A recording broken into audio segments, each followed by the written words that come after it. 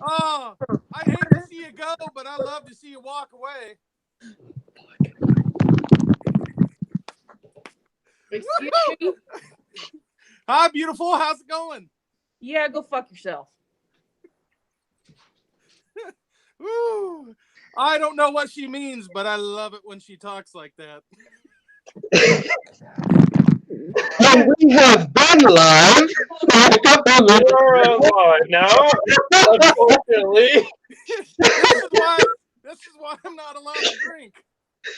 Welcome everyone to another IAZ chat. This one is on bugging out and bugging in. I'm your host, Romy. You'll have to excuse us. It's been an entertaining night. Tonight's show is brought to you by Brown Bottles. I'm your host.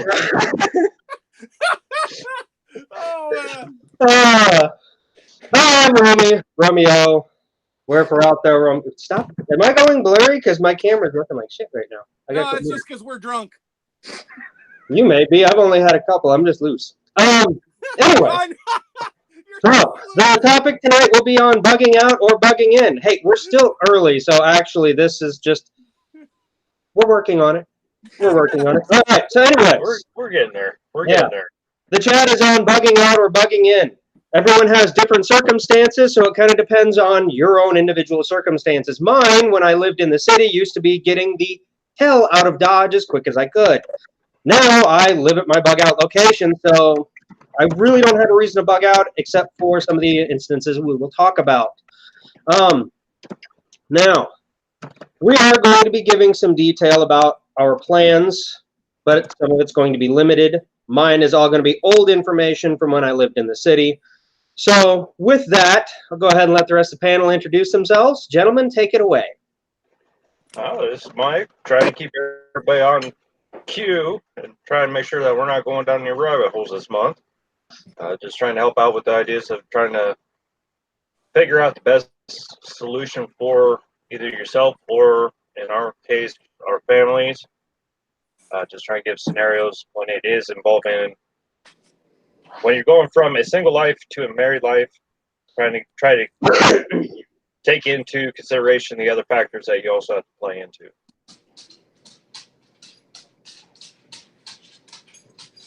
All right, Bubba. Of course, Bubba. I'm kind of the one. I get country, city, and a little bit of everything else. So yeah, it's gonna be an interesting one. My plan's not exactly complete yet either. So you'll get a glimpse of what I have somewhat prepared. And I'm Pat. Woo! This fucking guy. Oh, fuck you! I love it. About Pat. All right, I have an invite to send out. We have a late arrival. Technically, he's late now because we started early, because I'm a dick like that. Fucking dick. Thanks. I work out. Which you would have seen if you would have showed up earlier when I had my shirt off. It was not that pleasant. Oh, fuck, he's taking his shirt off next to only because you're a dude. My pants off. If you had a vaginus, you'd have loved that shit. Yeah, that's why we brought Pat on.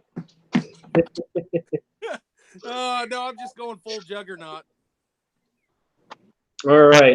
Now, since I'm doing the screen sharing, does someone have the page up so that we can keep an eye on the chat? I can't do nothing on my end because I'm running off. I'm looking right now. Okay, you just have to go to the YouTube page. Yeah, the camera. See the link I put up in the main thing. Make sure you mute that shit because that's a rookie mistake and only dumbasses do that like I do every once in a while. At least every 3 or 4 times. You know what? Right now, new channel member, yourself, and then we'll get the show on the road. Adam, what are you drinking? He's supposed to introduce himself, dumbass. Oh shit, my bad. Who's the guy? Oh yeah, I wouldn't be late if some dickhead would send the fucking invitation. I've been drinking. It's been a rough weekend. And we are live. Hey. just to catch you up, the Stealth I heard is broken and dead. The Buick is broken. My truck has a flat, and my van has still got a check engine light. So right now, the motorcycle that the paint is not cooperating on is the only thing I got. But the seat would have to be like duct taped on because all the mounting brackets are off. We're live? We're live. Dude, we've been live. Since you were talking shit to his sister. Oh, shit. My bad. We have greetings from Mike, by the way. Thank you, Mike. All right. Now that everybody is on board and we are underway, let's go ahead and get this started. So, bugging out and bugging in. Everyone always wants to go to the whole bug out and let's get out of Dodge, but sometimes that's not applicable. Someone's feeding back. I think it's Adam. I think so too. Broken wiener or something. negative. I'm just messing with you, buddy. All right, well, keep an ear out. Someone's kind of sounded like someone was feeding back a little bit. But either way, okay. However, there are times when bugging in is more important than bugging out. And there are also times that even in my circumstance that bugging out would be a good idea. So, for example, if I have a fire, a tornado, if, you know, a shit ton of cattle decide to stampede my house, that's a good time to bug out. So, everything is situationally dependent. It kind of just depends on where you're at and where you live. So, I live in a rural area now. I used to live in the city, and I lived smack in the middle of the city. Last time I looked, which was when I lived there several years ago, Des Moines proper had like 50,000 people in it, but that doesn't count West Des Moines, that's 50 to 70,000. That doesn't count Altoona, which was when I lived there several years ago. Des Moines proper had like 50,000 people in it. That's not me. Who's doing it? I'm gonna kick your ass. But anyways, so as you can imagine, major metropolitan area, you've got, you know, over 100,000 people. Something happens. The way we figured it was you've got roughly 24 hours worth of food in a grocery store, and that's not including a stampede. That's on a stampede, it's just gone. Right? Grocery stores don't keep stockpiles of food except for that garbage that's in a box. They can keep that in stock. But fresh vegetables, all that stuff, you know, stuff people don't eat anymore. Was someone talking, or is that more feedback? I think that's Mike. Fucking Pollock. Doing the research and development side of things, I was just trying to design some other projects on the side. Sorry, guys. Oh, you're fine. You son of a bitch. So anyway, yeah, when you live in a more rural area like I do, we don't even have stoplights in the county. So I don't really have to worry about going anywhere. I have to worry more about being friends with the Amish because shit hit the fan, they're the friends to have. You guys' thoughts, plans, anything like that, anything you want to add at this point? Well, it's known where their warehouses are. The actual overstock warehouses and stuff like that, that's more of the places you're going to want to look into. I mean, your standard grocery store is only going to have, like you said, 24-hour supply of merchandise for the population that it's supposed to supply. But the warehouses are actually supposed to have up to 2 weeks worth of food. Having an idea where those central points are or those shipping locations are can help in the long run situation. But at the same token, you also have to weigh into consideration, is it actually worth trying to take for a warehouse compared to your grocery store?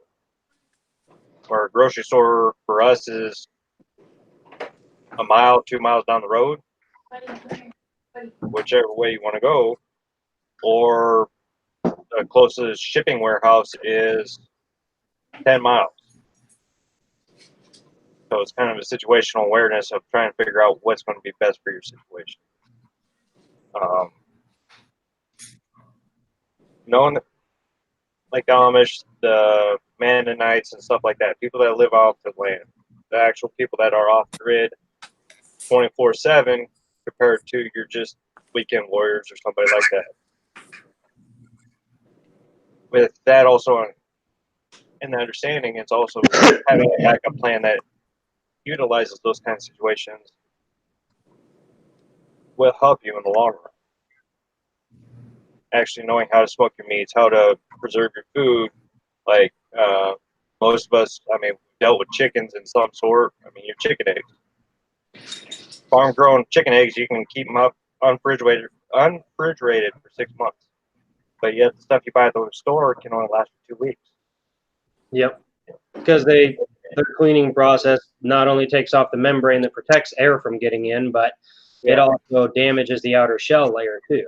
Yeah, but a lot of that stays in food cold storages for months on end as well. Yeah, but you don't need to refrigerate eggs. I mean, I could have 100 eggs sitting out here for a month and it wouldn't matter. But that's food preparation, which is coming up in 2 months, I think. So. Well, I'm just giving a reference. Yeah. I know where you're going with it, but yeah, I'm doing your job in protecting us from the rabbit hole. Protect us from the rabbit hole in this regard. It's just trying to take into consideration what your living circumstances are. Yep. And that goes along with the difference between you and I, because I have to move my own fat ass somewhere, whereas you have a family to move. However, down in Des Moines, I did have several people that were rallying up at my place, and then we had to leave. So, again, that's situationally dependent. Do you have a wife and kids? Do you have a husband and kids? Do you have, elderly parents that you're taking with you? So.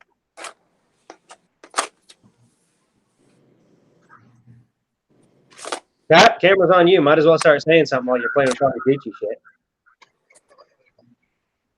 Hello, my name is Motherfucker. Say something useful. I don't know. I guess I have some info on bugging in. Because before, when I was married, I had a family to, take care of. Support.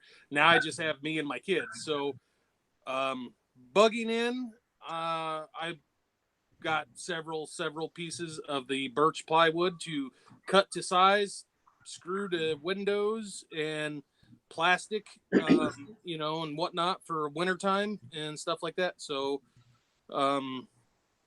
just things like that. Now, like Romy said, we have a bug out plan to actually bug out. That way I don't have to bug in.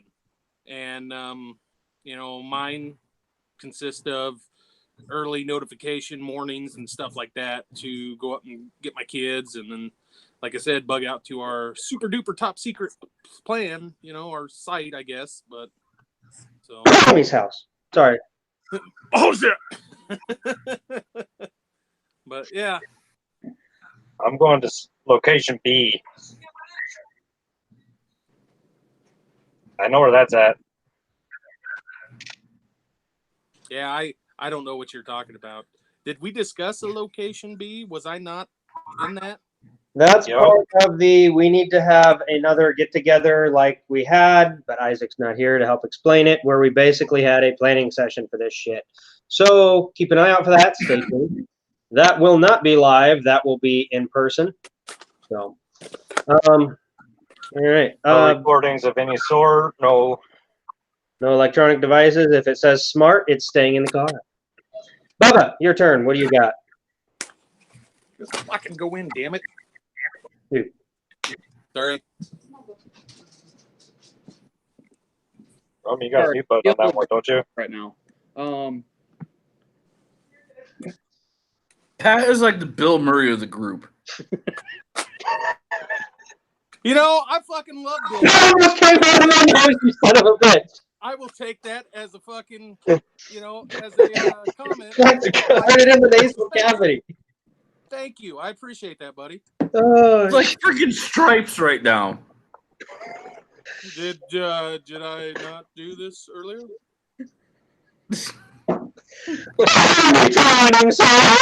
God, I love that movie.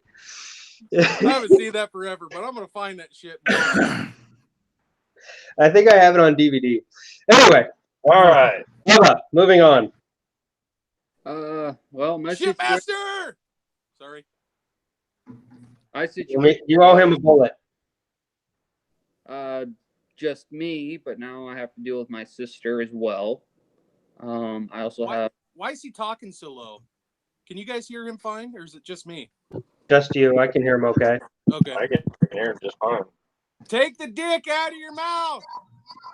How about you take the dick out of your Ass. ears, Pat? Or that. But now I also have sister. I have 3 dogs to deal with. So not only that, but if something happens while I'm at work, I have to make my way up here and then turn around and go also to site B or site A, whichever one we deem necessary for the time. But yeah, I got fun situations to deal with on that too.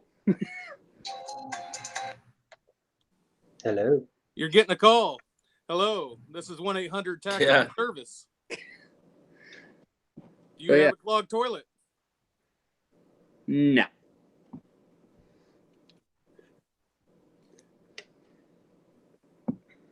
Yeah. You know how much fucking dicking around we if shit ever really hit the fan, like we'd be like, fuck. Hey, Mr. Bailey, what do you have for plans, if any? He is the trained one, so everyone shut up and listen. Sir! Bow to bed. No, for me, it's just me, myself, and my dog. So,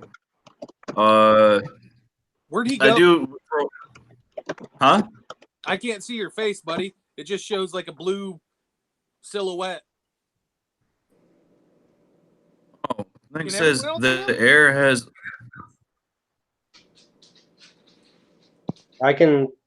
It does kind of flash to Adam a bit, but It's all loading weird. you're breaking up pretty bad too. Because I can see your picture on the lower, but when you're actually Hang talking, on. Oh, there he is. Fuck, he just disappeared again. I don't know. Something's all jacked.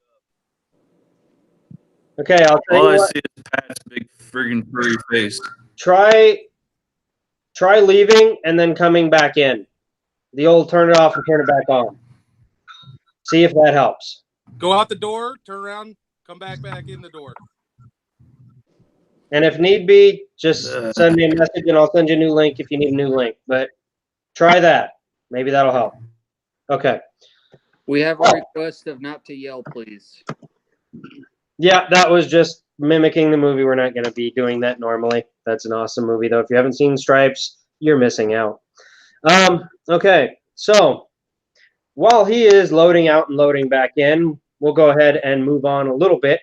As Pat was saying, having a plan for bugging in like pre-cut sections of wood if you're going to be staying in your house and you can see civil unrest like Ferguson or something like that. That's an excellent idea. All right, try it now. Can you see me? I'm still seeing just a black screen. Yeah, that's all I got on my end. I just seen him a second ago on mine. Okay. Like down in the corner down here. But Yeah, then see him when I down. was talking, it went back to a blue silhouette. It kind of cuts out a little bit on audio. That's the only shitty part. Otherwise, I mean, if it was just a black screen, it's just a black screen. If it cuts out too bad, I'll let you know, I guess, or one of us will. So go ahead.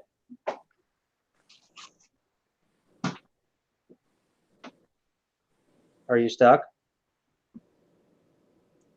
I think we broke him.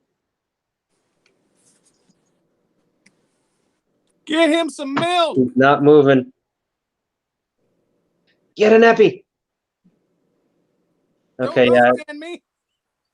He is having some technical issues, that's for sure. There's got to be something going on with his internet connection. Yeah. Yeah, and he's back down. Okay. All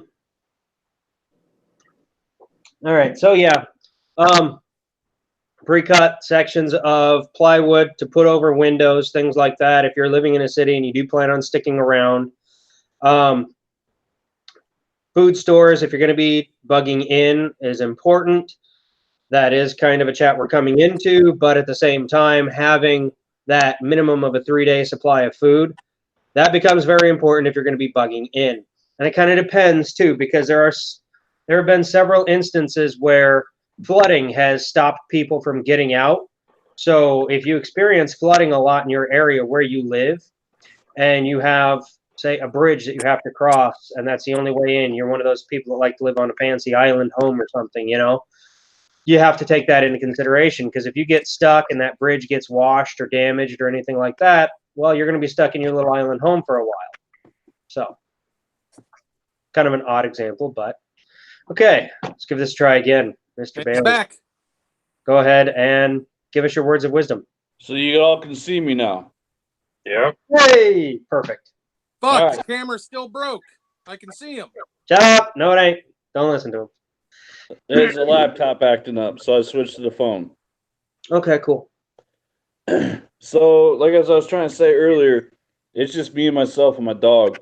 Before I came in with Zert, that we did have a group of people, a buddy of mine, and things like that. They may tag along, they may not. We'll have to see. Something I'd have to discuss with him about. But if it's just for myself, I already have food. For the many of years of being in the Army, I've snagged many of MREs and maybe a couple MRE cases. Big government, you don't know about that. But no, I have things that are put in ways for easy transport, and just grab the things that I just need to have in the bag. Put the dog in the truck and take off. For the longest time, I mean, I live in a town of 26,000 people, so but my main goal is to go somewhere very secluded, bury my shit, and hang out for a little bit and to see what happens, what's going on by radio or by doing a little recon on my own, sneaking around, and seeing what's going on. Uh, Try to get as far as I can through driving, and then the rest of the way it's going to be hiking, and leaving less tracks. The one thing you want to do is when you're bugging away from somewhere, especially from a populated position or anywhere, is you don't want to leave any tracks or any known um, signatures that anybody's been there. So changing up your foot patterns, sweeping your feet from back, sweeping behind you. Uh, with a dog is going to be a little different. I mean, if I have to let him go, I'm going to cry a couple days, but he's kind of it's sad to say, but he's my buddy, but he's also expendable. So that's the only thing I have to worry about him, unless I can get him trained to be a killer and he can go kill his own food. What kind of dog is it? Rottweiler, German Shepherd, or Rottweiler Lab. So he's like mean, but a softie. Yeah, he's kind of a big pussy. Dogs are how you raise them. That's all there is to it. I mean, that's like So mine did is you get the a dog from female Pat? Rottweiler and gentle as could be. Love kids.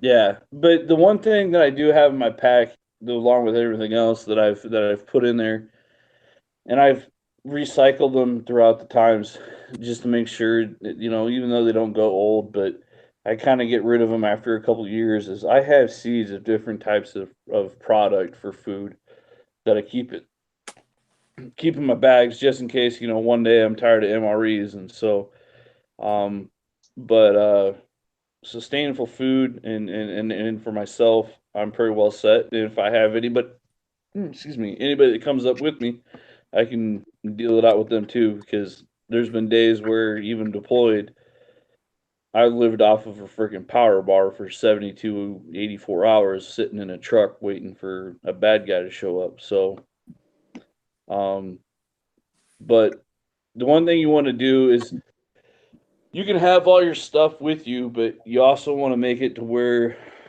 you can travel light and travel fast, and depending on what the situation is, you want to get out of Dodge quick. You want to make sure you have everything with you ready to go at any moment's notice, and then you can just leave and not have to worry about anything behind. Or otherwise, you're going to learn how to be as savage as hell and just start taking other people's shit. That is true, and that is a good segue into the bug out bag, which everyone loves to talk about. So I'm going to talk about mine. Now mine, like I said, I don't really have to bug out. So mine's more of a get home bag now. There are several different types of bags. There's the B.O.B, the bug out bag. There is the GHK, which I call the get home kit or get home bag, whatever you prefer. And then there's the inch, the I'm never coming home bag. So my inch bag would be the gigantic. It's a Kelty Red Wing. It's the hiking pack. It's my bushcrafting pack. It's all that stuff in one. So this is the mule. I keep this in the car. I haven't weighed it. It's maybe 20 pounds. It's really light, and it's pretty much designed so that I can grab it out of the trunk and get moving as fast as I can. No, I keep it in the trunk of my car. I have a fixed edge knife in it. I actually got this back from my brother, surprisingly. The SOG Seal Pup. He stole it from me years ago, and yeah. And then I have multi-tool, the SOG multi-tool. Got a hell of a deal on this. I got it for free from the supply house. Yay, buying stuff. I've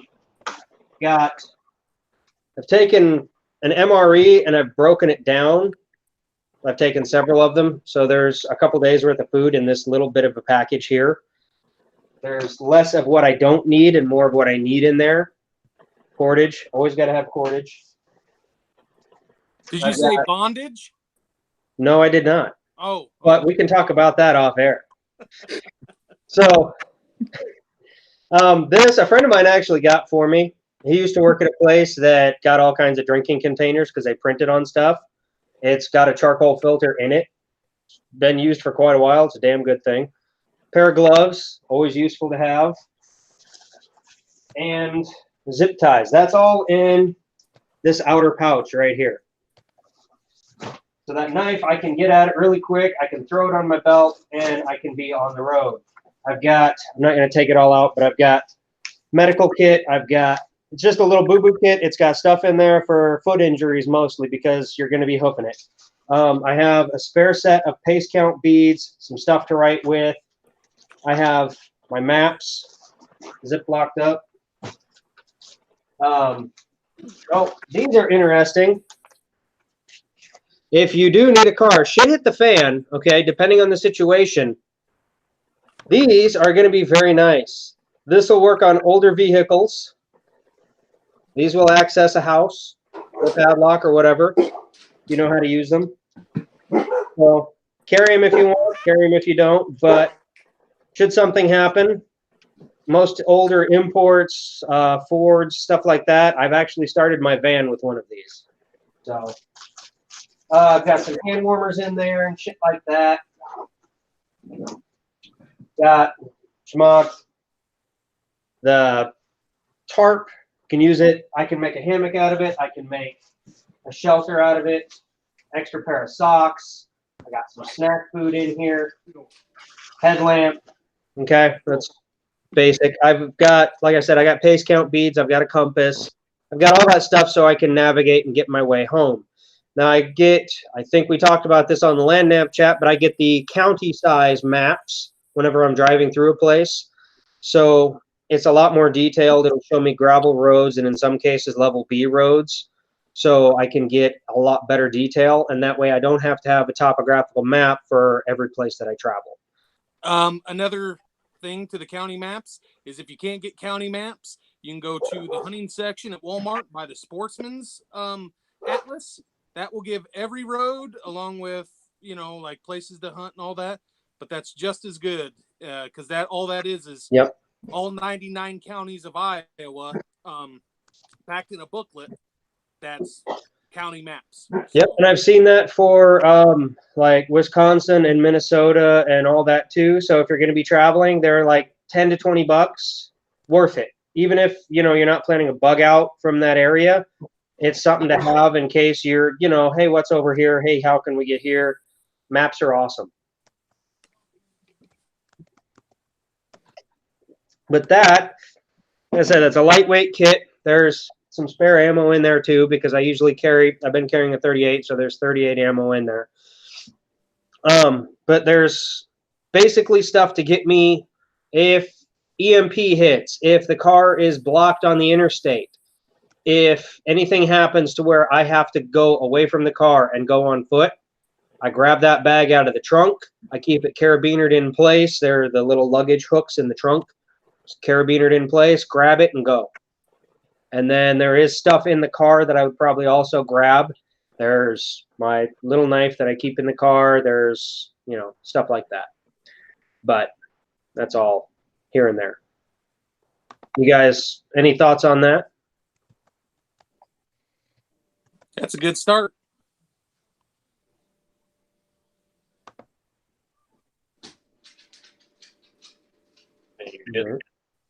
No one else? Am I on mute or? You aren't? No, you're just gay. I love you. I'm just messing with you.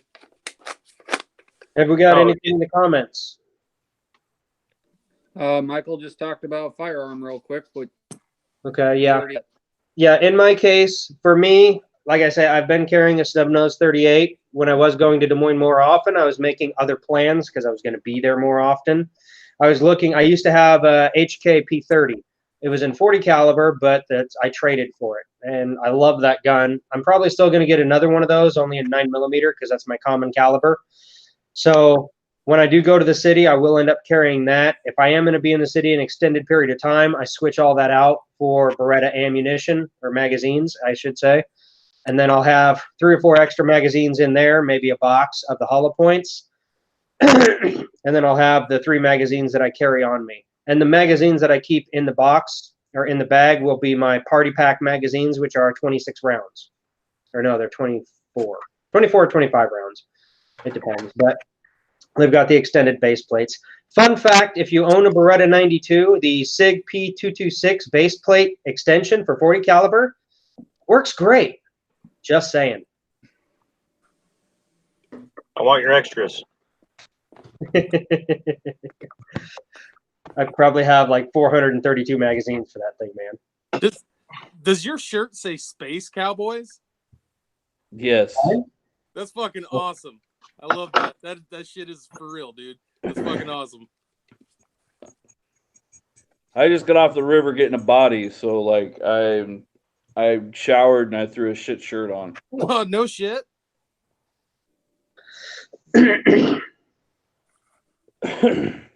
Was it a recovery or a rescue? Recovery. Those are never fun. Yeah. Stinky. Been there for a minute, I assume. And that's another thing to think about also. While you're hoofing it, there's going to be, depending on the situation, a lot of dead bodies around. It's going to stink. So also in there, I have a mask. It's nothing fancy, and it's probably not going to do me a hell of a lot of good. But, you can use some lavender essential oil and put it on the mask, and it'll help block some of that scent. Oh. I'm actually being serious. If you come across that shit, I don't have any in the bag, but, Shmog works good for blocking the face for odors and whatnot. Yeah. Actually, if you really like what we've done, like I've done on a lot of body recoveries, you can stick Vicks underneath your nose. And That's what I was gonna say. Yes. Or I've done before where the Vicks wasn't in the boat. I've like asked somebody if they had any like cherry skull, and I'm sitting there blowing it up in my nose. Well, since I'm the only one who was showing off their bag, I'm kind of surprised Pat wasn't. But, well, fuck, I got a lot of shit right here, so I know. The one thing that a lot of how you keep your bag light is multi-use items. So a mirror, for example, you can use it to, if you have a wound on your face and you need to clean it, if you want to prune your beard and make yourself look better and the shit hit the fan, if you're just trapped out in the woods and you need to signal someone. There are times that you need to actually think about this. It's not always going to be run away from people. Maybe that's the bag you have. Right? Maybe some dickhead decided to drive his car down to level B and get stuck, and then he has to signal someone with his mirror to get unstuck. You know, not that I would ever do that because that's stupid, but I do know people who have actually done that. A multi-tool is self-explanatory. It's a knife, it's your pliers, it's whatever else is on that multi-tool. They're handy to have. It's always great to throw one in a bag. Tape, you can use it for closing a wound. You can use it for repairs. You can use it for umpteen different things. Another good thing to have is a stainless steel water bottle. I have one. It's not on this right now because it's actually, well, it's over there. I had it out in the woods. I was doing some stuff last weekend at the campsites that I've been making out in the woods. Cordage and all that stuff. Once again, you can use it. I can use that cordage to make a hammock. I can use that cordage to make a shelter with that tarp. That cordage if I need to lower the bag somewhere. You know, there's a million different things that you can do. Raise the bag. I mean, we got people up north. We got people down south. I mean, down south you got the hogs. Up north you got bears and lions. I mean, the biggest thing when you're camping is trying to keep your food away from the campsite. Yep. That's when a lot of cordage comes in handy. You know, at least like most people carry 100 foot. I keep 500 feet. I buy it up at Jack's Outdoors up in Ames for $20, $23 for 500 feet of it. Comes on a roll. I just stick it in the bag or stick it in the truck or the Jeep, and it works. And I keep a little bit of cordage in the car too, aside from that. I don't have it on here, but like I said, with things in the car, I actually have two different ponchos in the car. One is bright as hell in case I have to change a tire on the side of the road. The other one is Army camouflage poncho. That way, if I have to bug out and I know I'm close to home or not close to home and it's raining or whatever, I can grab that. I can throw that on. I can wrap that up on the bag somehow. So, yeah, I do thing. And then if I'm on the side of the road and I have someone with me and they're helping me change a tire, maybe I come across a wreck or something and I'm helping someone and I have someone with me, I throw them that one, I throw my other one on, and we have two people who are protected from the elements doing what we have to do. So, okay. So, like I said, the types of kits, the different ones you can have, the get home kit, basically you want to keep it light so that the only focus of it is getting home. Your primary focus there is 72 hours or less. The bug out bag, that depends on your situation. If you're bugging out to a specific location, if you have a wilderness retreat that's an hour from town or 5 hours from town, plan for having to do it all on foot. If you have the inch bag, the I'm never coming home bag, if you're just going to bug out and leave and that's all you have, if you're by yourself, if you have a small group that you're meeting up in the woods or something, that's going to be a lot more stuff. It's going to be a lot heavier. Considerations for this is pack comfort. For this inch bag, I've worn this pack all day before out in the wilderness, just messing around. Like I said, I have a couple campsites that I'm clearing up out in the woods. I'll go wander in the woods. I actually have stations set up so I can practice my land navigation. I've thrown that pack on and I've walked that entire course. I could wear this thing all day. It's comfortable. It's light. I can still move. If you have 60, 70, 80 pounds for a bug out bag and you've only worn it out to the car, you should really put that thing on and go for a walk somewhere, which is part of why I'm leaving a city. It's darker colored. It's not black, but it'll blend in. In worst case scenario, if I need to camouflage, I can throw my camouflage poncho on over the bag and walk away. This is also urban camouflage. It doesn't stand out as the I'm a cool tactical shoot me guy. It doesn't stand out as the I am ex-military, I am fire rescue, I am police, I can save you kind of guy. It's just I'm a guy with a pack trying to move. If anything, if I had more hair, people would probably mistake me for a college student. Yeah, so in my get home bag is actually out in the Jeep because I carry it with me every day, even while I'm at work. And it's a lot like yours. It's super light. It's like 25 pounds, if that. And it's just simple shit. Water bottles, small cordage, a lot of medical gear, actually, like a boo-boo kit and stuff like that. But my bug out bag here, I keep bags and steel packages of ammo. So, And that it like weighs like 70 pounds, but that's and if like my dire like I need to go shit. and that's another thing that we'll get to with caches along your route. The other considerations that you have, if you have medical needs such as a CPAP or oxygen, diabetic needs, if you live in a high rise, okay, if you're in an apartment complex or something like that, then you're going to need climbing experience, ropes, ascender, descender things, like that. Another option, something that I kind of had, but it was a little different, was a waypoint pack.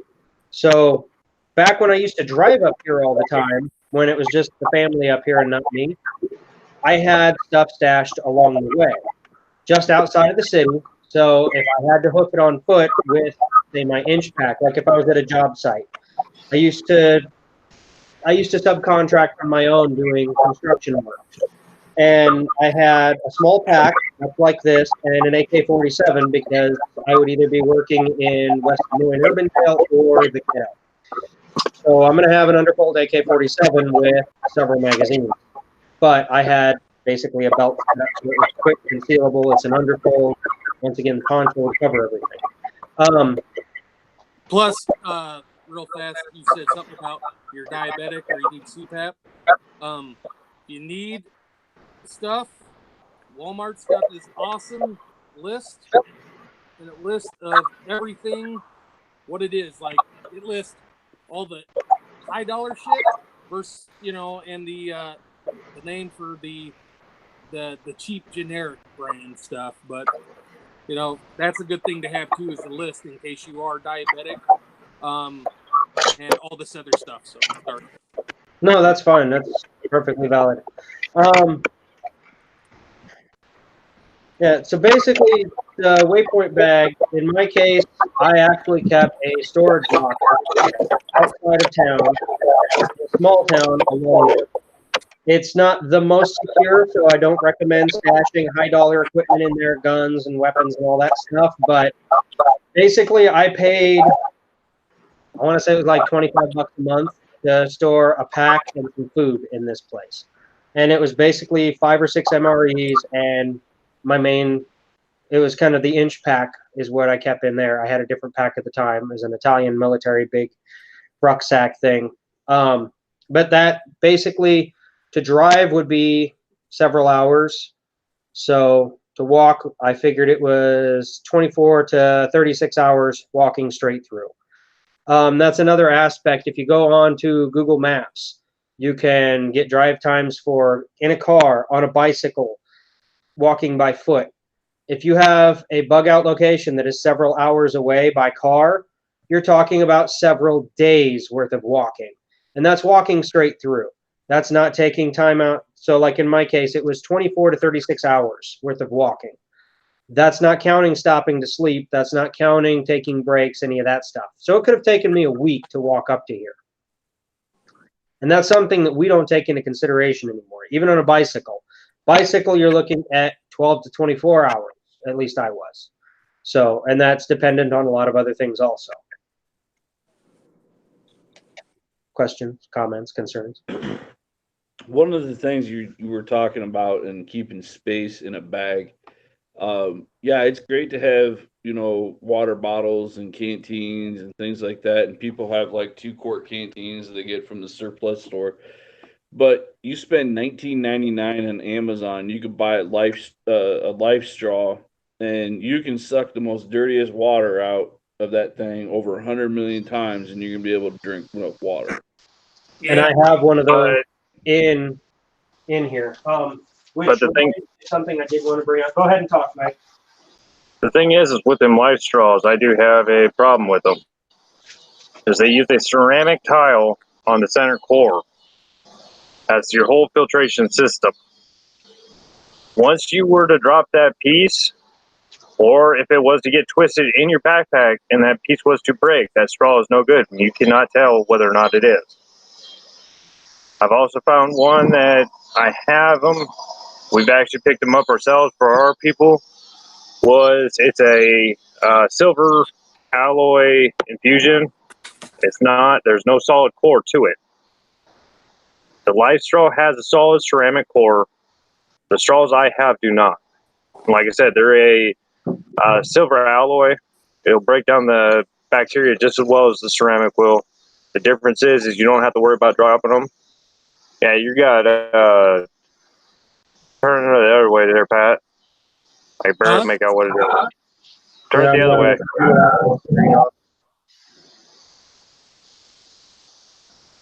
I've got a Catadin.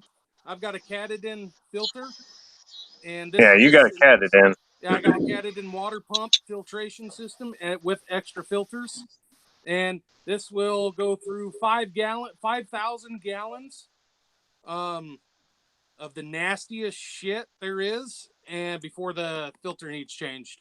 So, I mean, they're kind of pricey, but like me, I've got kids, and I want to make sure they get the cleanest water. So, yeah.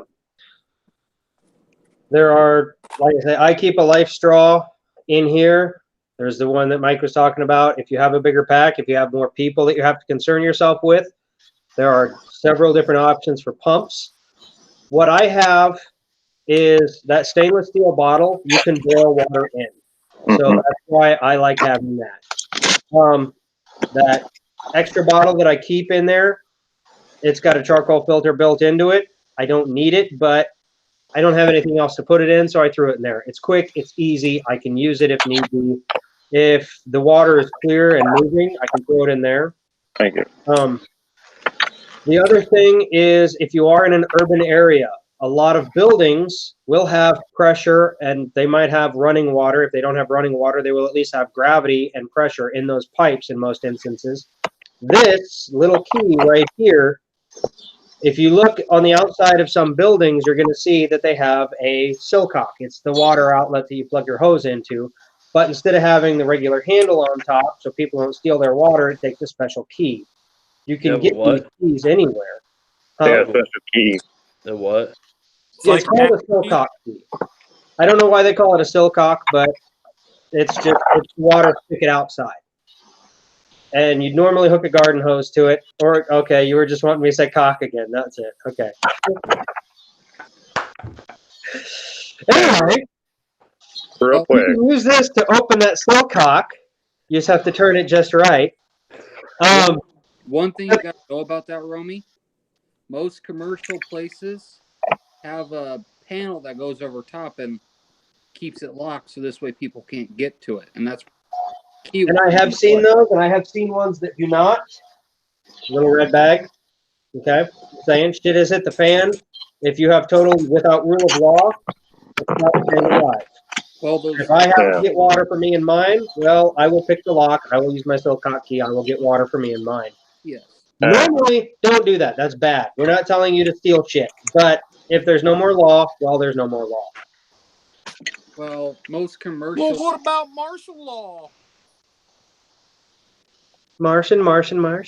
Anyway. Mike, what is the name of that, by the way? It honestly doesn't have a name on it. It's shtfandgo.com. It's their H2O 1.0 straw. Is there a way we could put a link on down the bottom for everyone watching? In the comment section? Yeah. Here, hang on. I will lock your screen real quick. Talk so it'll put that thing up there. Yep. This is the straw I'm using. H2O 1.0. I'll make a note of that. I'm going to check that out.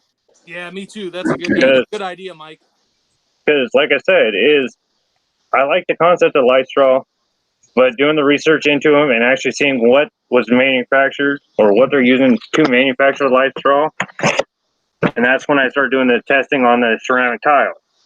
Because your ceramic tile, I mean, I can use the same ceramic tile that's inside that and sharpen your knife. I can do that. It's the same kind of ceramic tile that they use to actually make knives. So as soon as you drop that from anything greater than 3 feet, they crack. As soon as they crack, they're no good. They're not going to stop it because the crack let's say most of your microorganisms are coming in at 0.1, most of the time your cracks are going to be at least a 0.4, 0.5. I'm just saying, idea-wise, you're thinking of microscopic elements or stuff like that.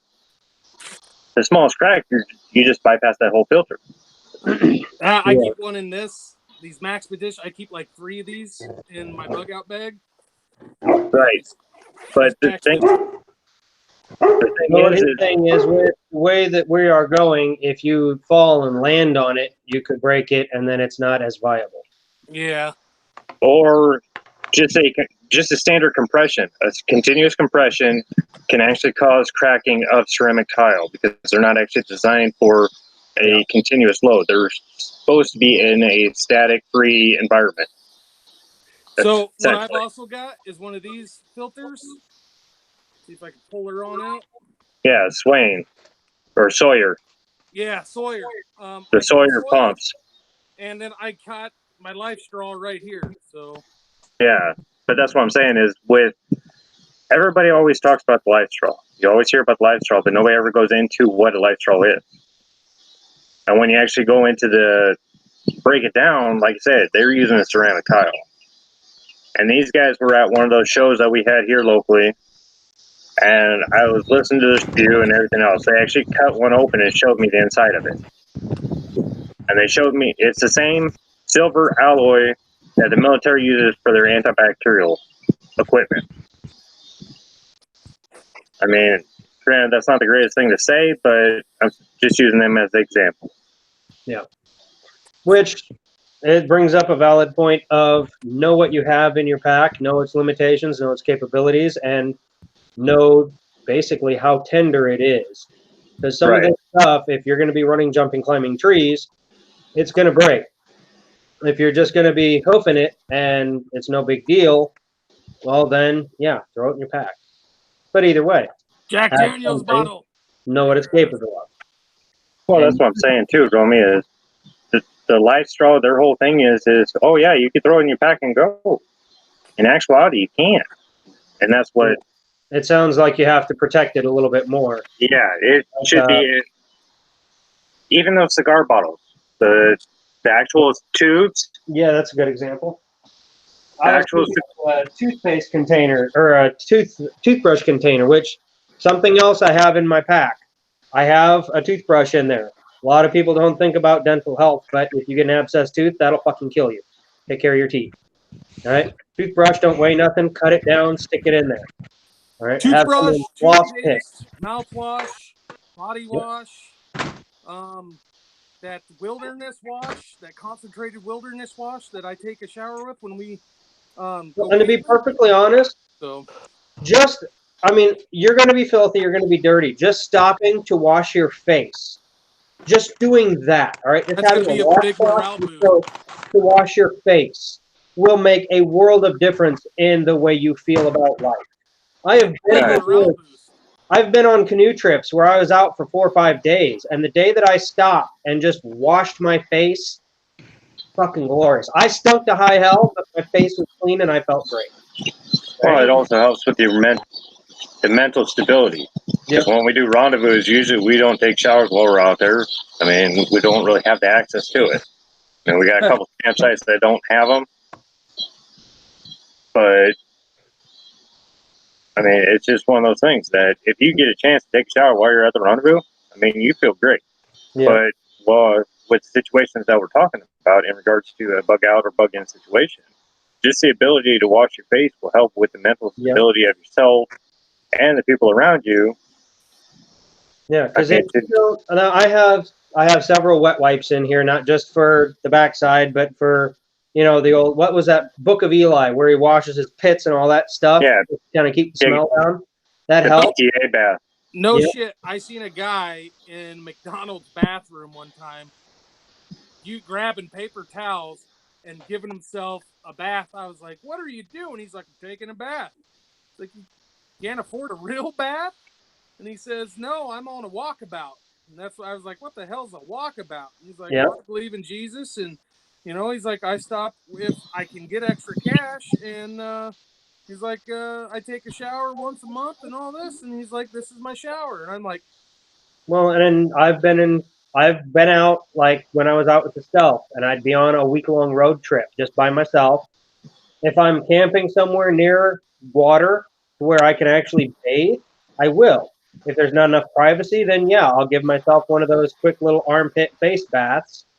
And typically, you can't always, if the shit hit the fan, you're not always going to be near a river where you can stop and actually stop and take off all your clothes and clean up.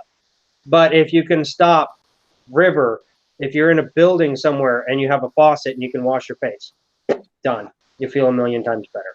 Just right here in the puddle. well, and if you have kids or a wife, those little travel games, it's really small, you could stick in your bag. Those help out a lot too, to keep the little ones busy while you're on patrol or making dinner or something, So now, bugging out, for my instance, like I said, mostly it's going to be natural disaster.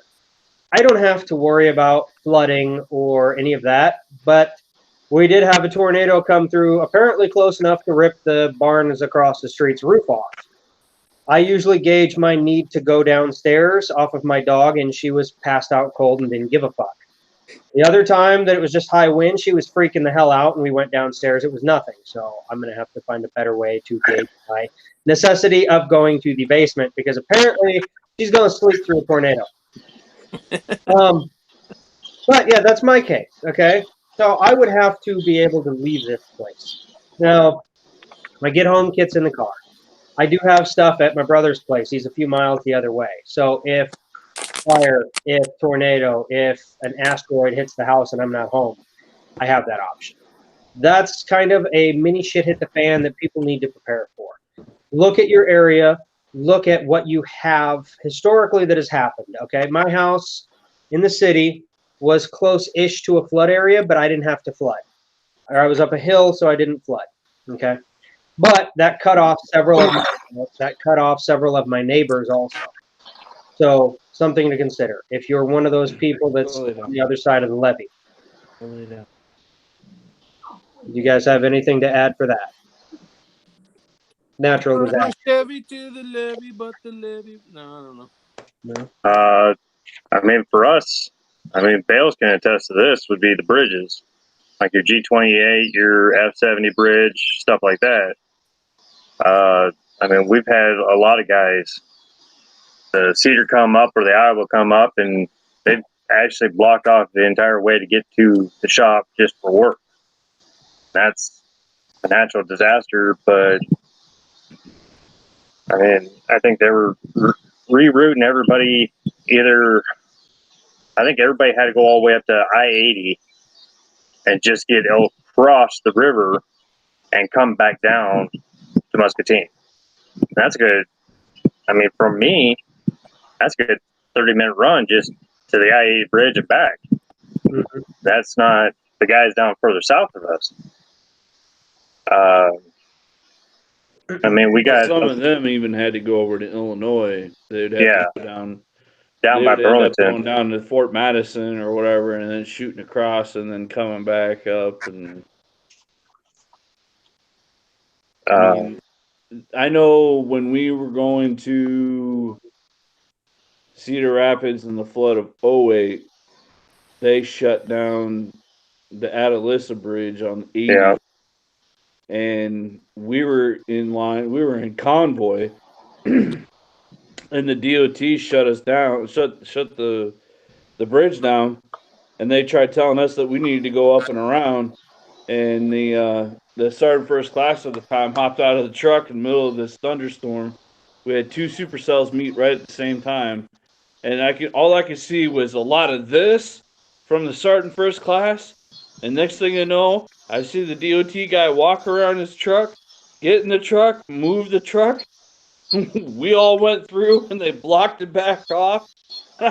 We stopped at a gas station somewhere probably about 25 miles away from that, and I was like, what the hell did you say to that guy? And he's like, my uniform trumps your uniform, and if you want to bitch about it, then you can talk to the governor. And then the guy's face completely just changed, got in his vehicle and moved and let us through. So, I mean, that probably won't happen in civilian time, but in that time, I was glad I was in a uniform and in a truck that trumped him. So, Well, and that brings up another thing that I have thought of in my circumstance up here. Should something be happening to where I have to bug out, and there is, like if something happens in town, okay, let's just say whatever happens, an incident, okay, and the sheriffs have everything blocked off, can't get in town. The sheriffs up here all know me because EMS. If I throw on my uniform shirt, guys, I need to get through here. We've got shit going on. They're going to let me right through. And whether I'm actually going in to do a job or whether I'm going through that roadblock to get to where I need to be, that's another aspect of it. Is how can I get through this roadblock? How can I get through? And because a lot of times, if you're stuck somewhere, if it's a quarantine or something like that, okay, like the movie Outbreak, you're not getting the fuck out. But if you're in a circumstance where everything is blocked off for some reason or another, like, hey, if you know the people who are in charge of incident command, or you know the people who are doing this, that, or the other. Now, when you're trying to get through these roads, just like that, my uniform trumps your uniform. Or in my case, it's like, look, I need to get in there because there's people that need my help. So there's a lot of different options for getting through roadblocks like that also. A heavy front grill usually helps. Yep. If need be. And especially if shit hit the fan, you'd have a lot of civilian assholes out there thinking, oh, they blocked a fucking road and be like, hey, you owe us half the gas you're carrying. Well, it's like that so other it's good group. To travel with like a buddy, having a travel buddy, shit hits the fan, like a good 2 or 3 people. It's like that other group that we were told about, that we know about, that I'm not going to mention directly, but how the rumor was certain people were going to be allowed to the rendezvous point and allowed to live, and the rest were going to be killed and their stuff taken. Yeah. So there are going to be those people running around too, who are the American patriotic, awesome people, but they're at the same time, they're going to be the ones that are roving bands of psycho killers. Another thing to consider in an urban environment, especially your street gangs, your motorcycle clubs, they already have the infrastructure for a shit hit the fan, right? They're already running drugs that everyone's still going to want. They're already dealing in guns that everyone's still going to want, right? All the stuff that's illegal now that's going to be, who gives a shit then, and people are still going to want. They have the infrastructure. They will have the power from day one, from the very start. So keep that in mind if you're in an area that has a lot of gang activity, or specific, if you can tell the colors, or if there's a lot of tagging or anything like that. Keep that in mind if you're going to be bugging out, because from the get-go, when shit hits the fan and everyone's panicking, they're going to be the ones that already have the power.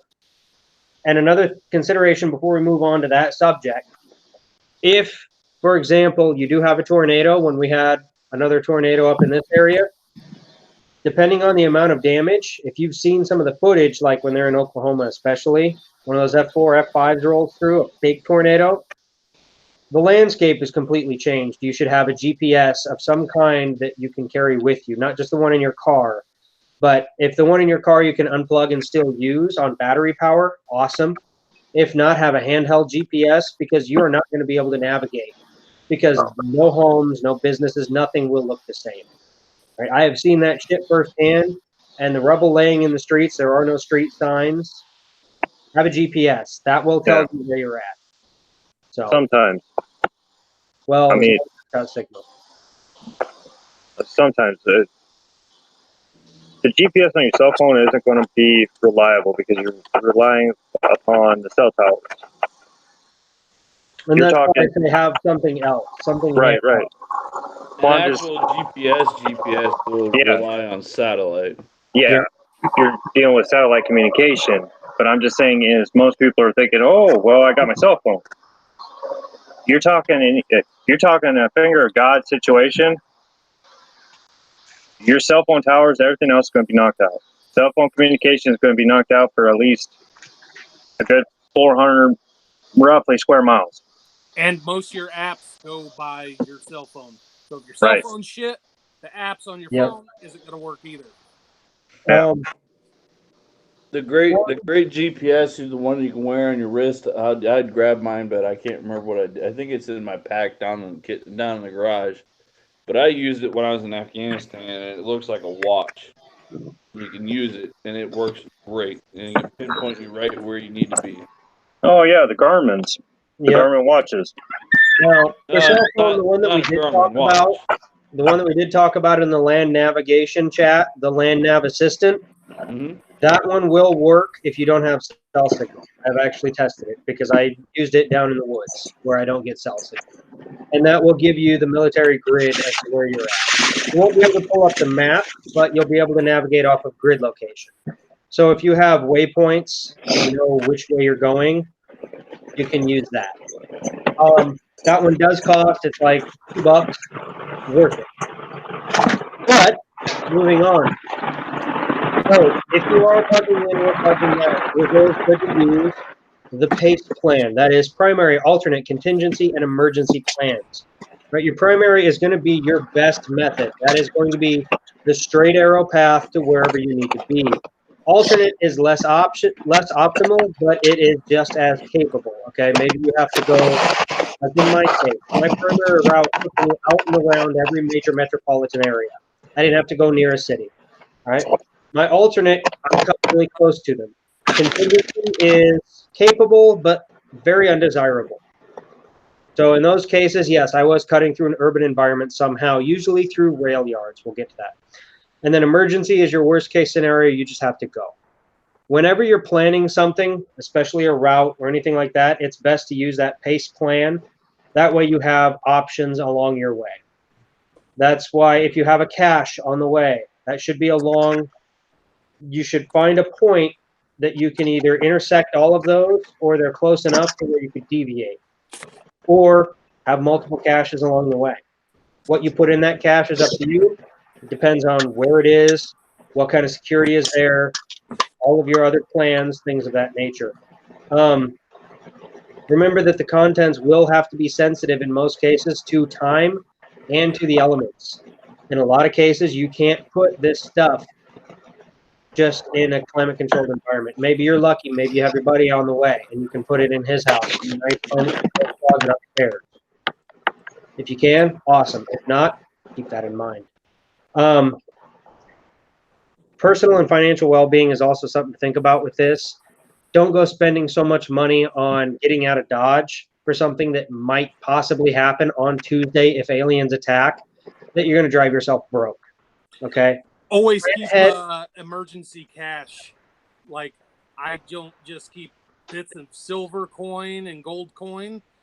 Keep like several like $100 bills and small sequential bills.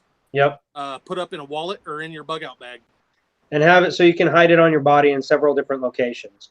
Because depending on the shit hit the fan, cash might still be usable. And you could use, say, a $50 bill to bribe your way through a checkpoint.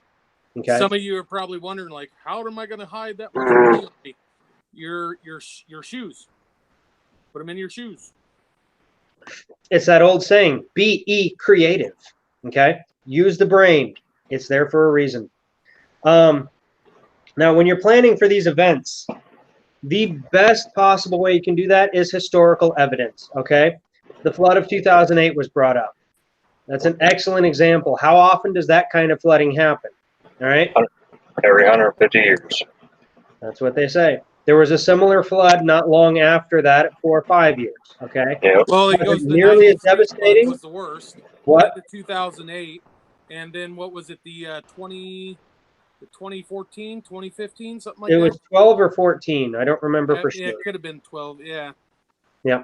But like I say, it wasn't nearly as devastating. There was a lot of damage, but not nearly as devastating. So, historically speaking, all right, like if you live in New Orleans, what are the odds of flooding happening there? Every year. So, just saying, they're below sea level, for crying out loud. Pumps go out, you're in deep shit. So, if you're in that kind of a scenario, you should definitely plan for flooding more than you should plan for zombies and aliens, okay?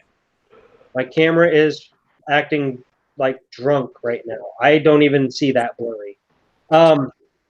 So what is your primary concern while you're doing this, and what are your secondary concerns? Okay, like where I lived in what I referred to as Beverly Hills of the ghetto. I wasn't in the ghetto of the city, but I was really, really close to it. I was in the nicer area of the ghetto.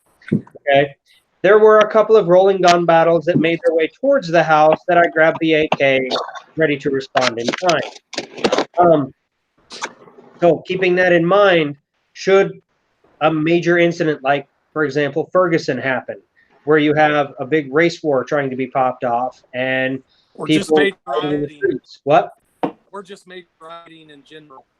Yeah, Major rioting. rioting, looting. Well, using Gas. that as an example, I mean that is something that historically had not happened, but could. That was a very likely scenario. Because during that, I also had an incident where I didn't have to pull my gun, but I had a guy coming towards me on my bike because I had to drive through that area to get home, and he was mean mugging me. I was 3-4 cars back, and he started walking straight towards me like he was going to try something. I just kind of put my hand down towards my hip, and he just turned on a dime and went right back to his corner. So the likelihood of something exploding in that area was very possible. So I had plans in place for major rioting. Do you guys have any kind of a bug-in situation where you have plans like that?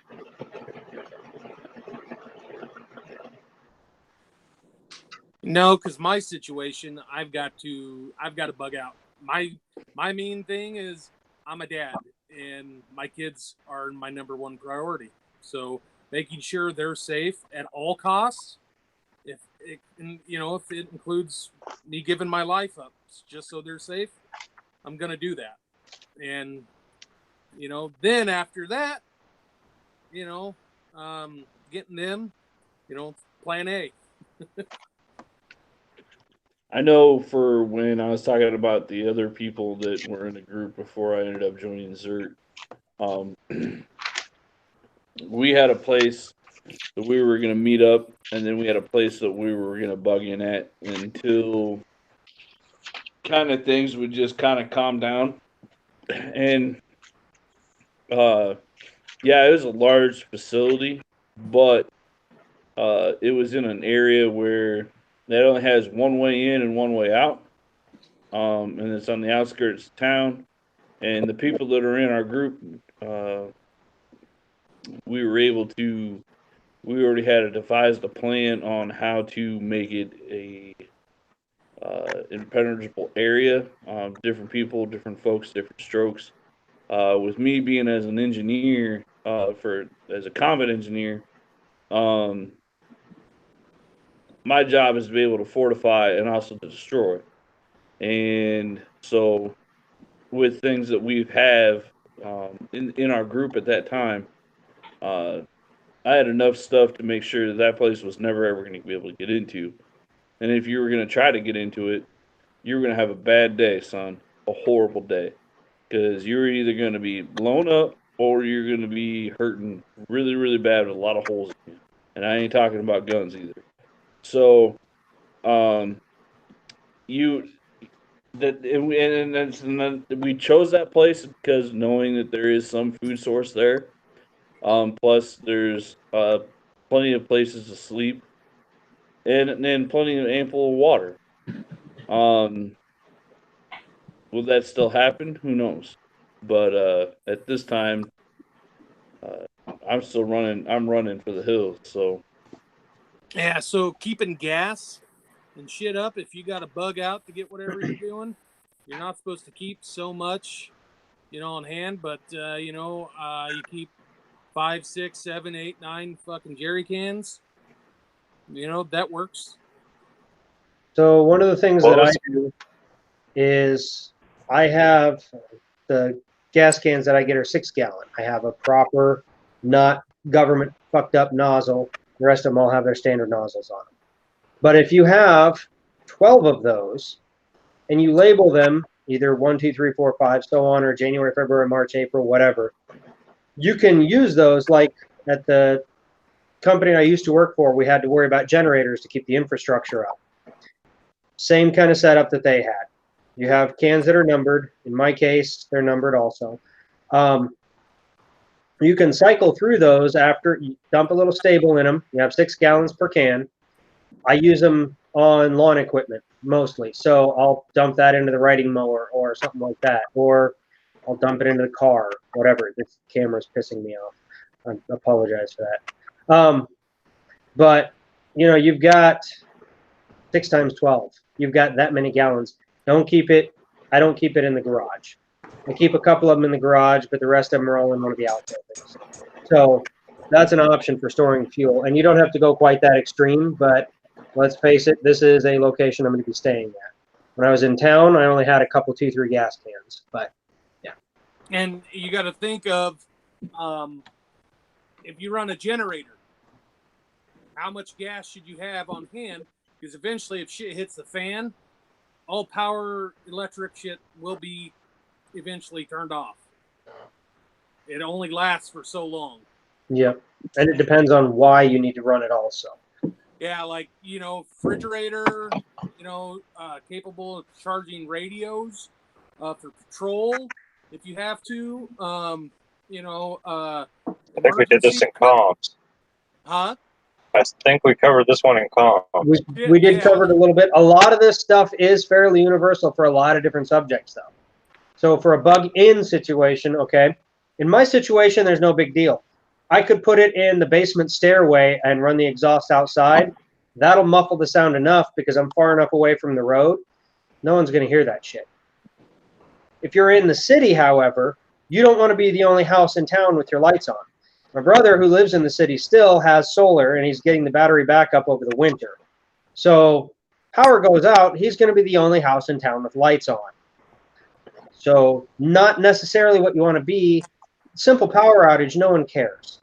But if the shit has hit the fan and something bad has happened, you're not going to want to turn on your lights. Run your refrigerator, run your very, very important stuff. Do not turn on your lights, okay? That's bug-in 101. Remember that shit. Blanket don't make over your the house sick. windows and, you know, make like my plan was to board up at least a good chunk of the window, if not the whole thing. If you can't even do that, make sure you have tons of blankets and like black sheets. Leave lights off 24/7. Keep it, you know, if you got to run a generator, like back in the winter of 2008, my dad ran 2 generators to keep the whole house and all the electronic stuff running for, I don't know, a week.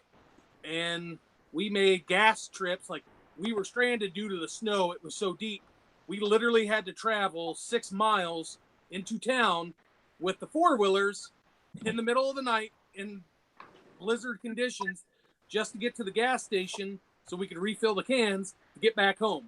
And that we end up hooking a car trailer up to one of the quads, and we stacked 20-some gas cans on that and filled them all up. And I mean, back in 2008, that was a couple, I think it was like $350 for gas for all of it.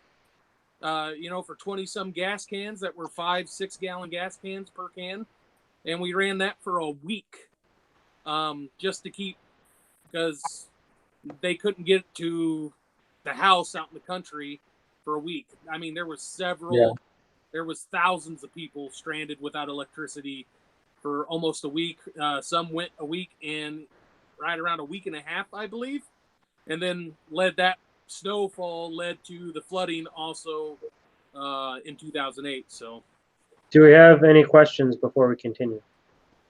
There's a generator that they have. I've seen every once in a while that comes up through a group or a page called For Patriots, and they have a generator that apparently is like stupid quiet, and you can run everything off of it. And I mean, it's stupid expensive, but Yeah, they got it in a fiberglass box.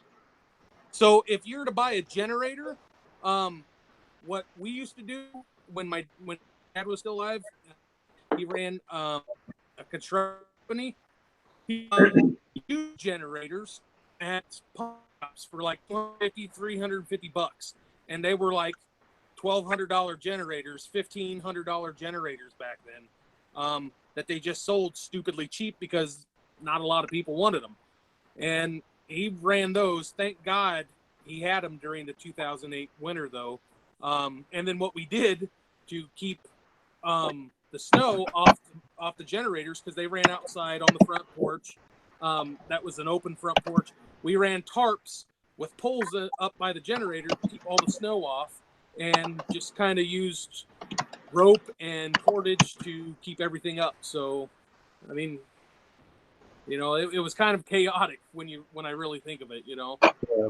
And planning ahead for something like that is definitely, if you know it's going to happen, you might as well plan for it now. Kind of like what I've done, because I really don't lose power out here as much as I did when I lived in the city. But we do have a couple of comments. The one is about getting across from Burlington to Keokuk. 3 days is what the prepper experts say you have before the roads are too dangerous to cross, but I don't think you will have that long the closer you are to big cities. That is extremely valid.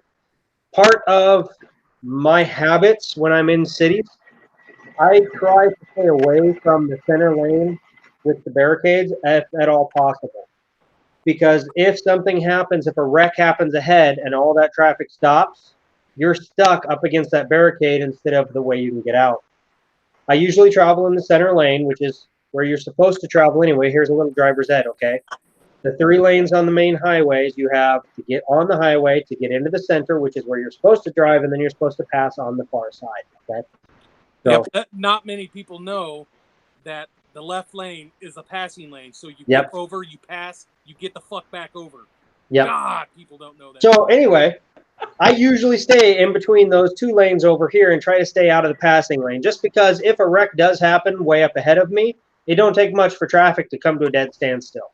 And I've been in rush hour traffic plenty of times. I've been that guy who will hop onto the shoulder and drive a mile ahead to the off-ramp so I can get the hell out of there. But that's something to keep in mind if you're stuck on the highway.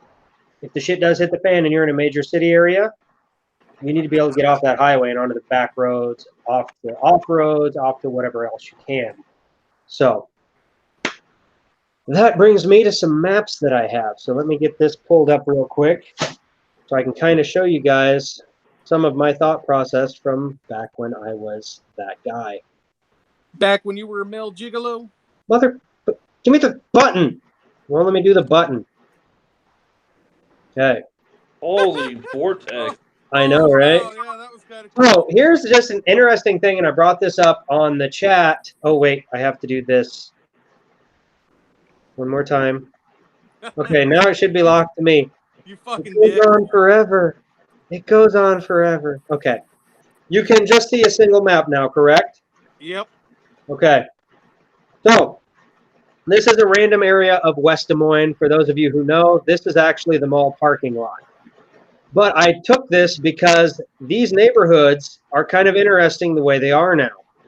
If you look, this Pommel Drive right here, and then you have Reed Lane, Dakota Drive, all these. You have to get onto Cody right here in order to get out, okay? So if something did happen, like say there was martial law, for example, and for whatever reason they wanted to barricade off this neighborhood, look at the points. This is a church parking lot. This is actually not really the best way out. If you have a truck, you can get out. But these are the only points that they really have to barricade. And if you're Brody, you could kind of get out this way over the railroad tracks. Okay? Now, there are a couple of things to think about, not just for martial law, but if you're living in these neighborhoods and you have to get out because of something like a natural gas explosion over here, you've got a long way to go, and you're going to have gridlock out of this one way that you can go out if you have 5 or 6 houses on fire from some explosion over here. Okay? Something to think about if you live in these areas. If you live in a standard kind of neighborhood, this is another clip. This is a northern part of Des Moines. If you look at the older style neighborhoods where they're in blocks, you have multiple ways to get out onto main roads, okay? If these houses are all on fire, you just have to go down and to the right. So, if you look, this yellow line right here, that's a bike trail. We'll get to that in detail in a minute. You can see how it cuts all the way up through here. This area right here is just a gravel road. It used to be, if I remember correctly, it used to be a rail bed. Some of these have been converted. If they still have the bridge, they've been converted into bike trails. More on that later. Also, another thing that'll be a nice straight open path like this in the trees, if you're looking at satellite imagery like Google Maps, anytime you have a major power line right of way, you're going to have cutouts in the trees like that because they keep trees pruned back. So you'll have a nice open walkway. If you want to plan a cache, if you want to plan, like if you live in this neighborhood, all right, and you have to get out this way, you can hop over here to this back access road and onto this off-road trail right here. If there was still a bridge here, or if there was a way across, you could continue on. It's all part of your planning. This black line right here is actually a dirt path that's kind of a road in itself. Right here, it's pretty much a dirt path for dirt bikes and four-wheelers that go up to this little racetrack in the woods here. But this is all stuff that you can look at. And as far as these arrows here, this, as you can tell, this is north. The river flows south. So if you know the direction of the river flow and you have to cross it, and you have a raft or an inflatable boat or anything like that, that's just going to be gravity fed, you know you're going to end up more over here than you would over here, okay, just because of current. But that's something to think about if you are going to take this path and you are going to try and jump across the river here. There's a bridge, or if you have a bay over here that you can park your power boat, whatever, you know, all things to consider. But when you're looking at imagery like this, that's the easy way to tell, okay, this is a road. This could be power lines. This could be an old railroad bed. I need to go here and check it out. This is one of the ways that you can kind of plan things out. This is a map. This section right here is actually where we were. Right, you have a bike trail over here. It's What this good to is. know, or I mean, good to put out that that's actual a flood zone too. Yes, but depending on how you're getting out, because here's Sailorville Lake, and this is the Des Moines River that feeds off of it and heads farther south to Red Rock. Now, this area, as I said, is what we were looking at on the satellite imagery. If you zoom in, you can see you have these bike trails that run all along the river here. You have bike trails here and here. All through these lovely urban areas, you have bike trails. Now, right, I want to say it's right about here somewhere. I think it's actually right here. There is a bridge that this part of this bike trail crosses through an urban area briefly. Okay, if you're trying to head north, for example, this bike trail is largely in the wilderness. If you're dealing with an opposition force, like a foreign military's come in and they're blocking off roads, this highway is going to get blocked off before this back road, long before they're going to be looking at this bike trail. Okay? It's also a good thing to point out in the Des Moines area on the bike trails, there's a lot of crazy, creepy motherfuckers that hang down there. And there has been reported crimes of people trying to kidnap women, children, and other shit. So keep that, keep a gun on you.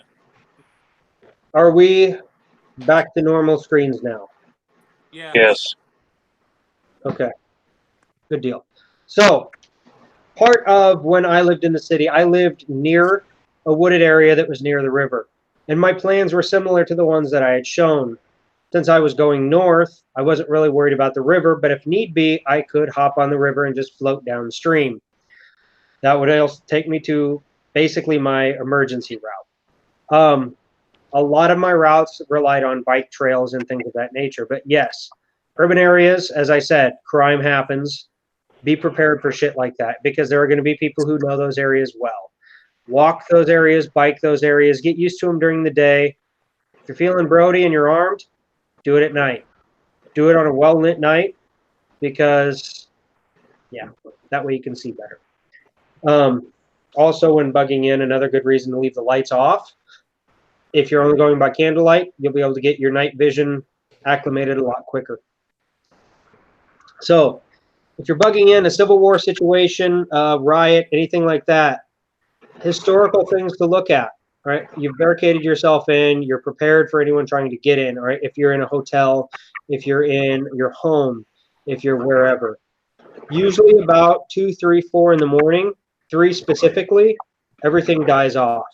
If you've ever worked night shift or you've been awake late at night in the city, you know that naturally things at 3 in the morning are kind of dead. And there's not a whole lot going on. So if you are trying to get out of that area, you want to wait until that time to make your move. Because usually, like in Ferguson, all right, when the riots were going on there, about 3 to 5 in the morning, it was pretty quiet. That's a good time to move to get out of Dodge. So, Bailey, you were talking about hardening the structure. Would you like to go into more detail about the who, what, where, when, and why about that? So hardening the structures, you're taking a simple infrastructure and you're making it hardened.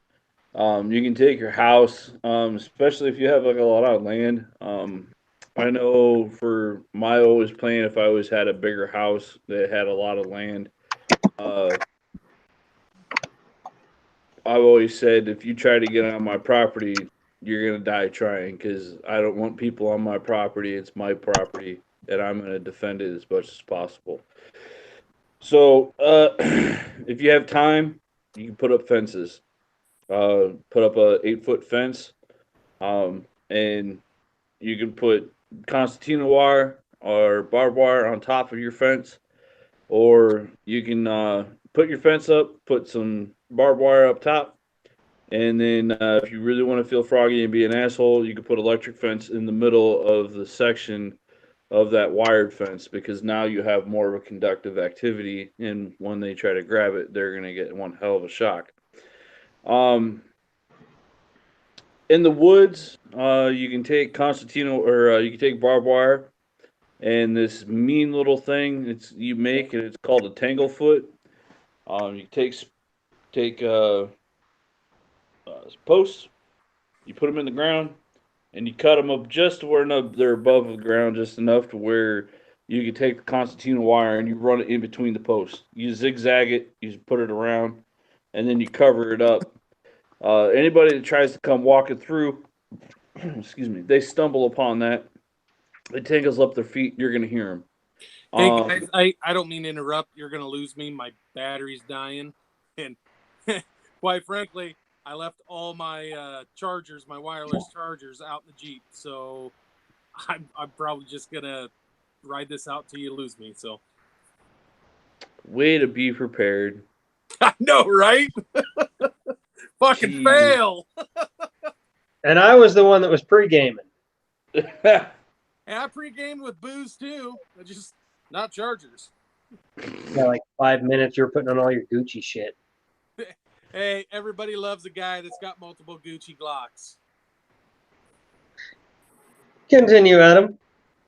I got a question though, real quick, Adam. Yeah. What's the concertina wire? Are you talking like the razor wire? Yeah, that's old Tina. She's a mean bitch.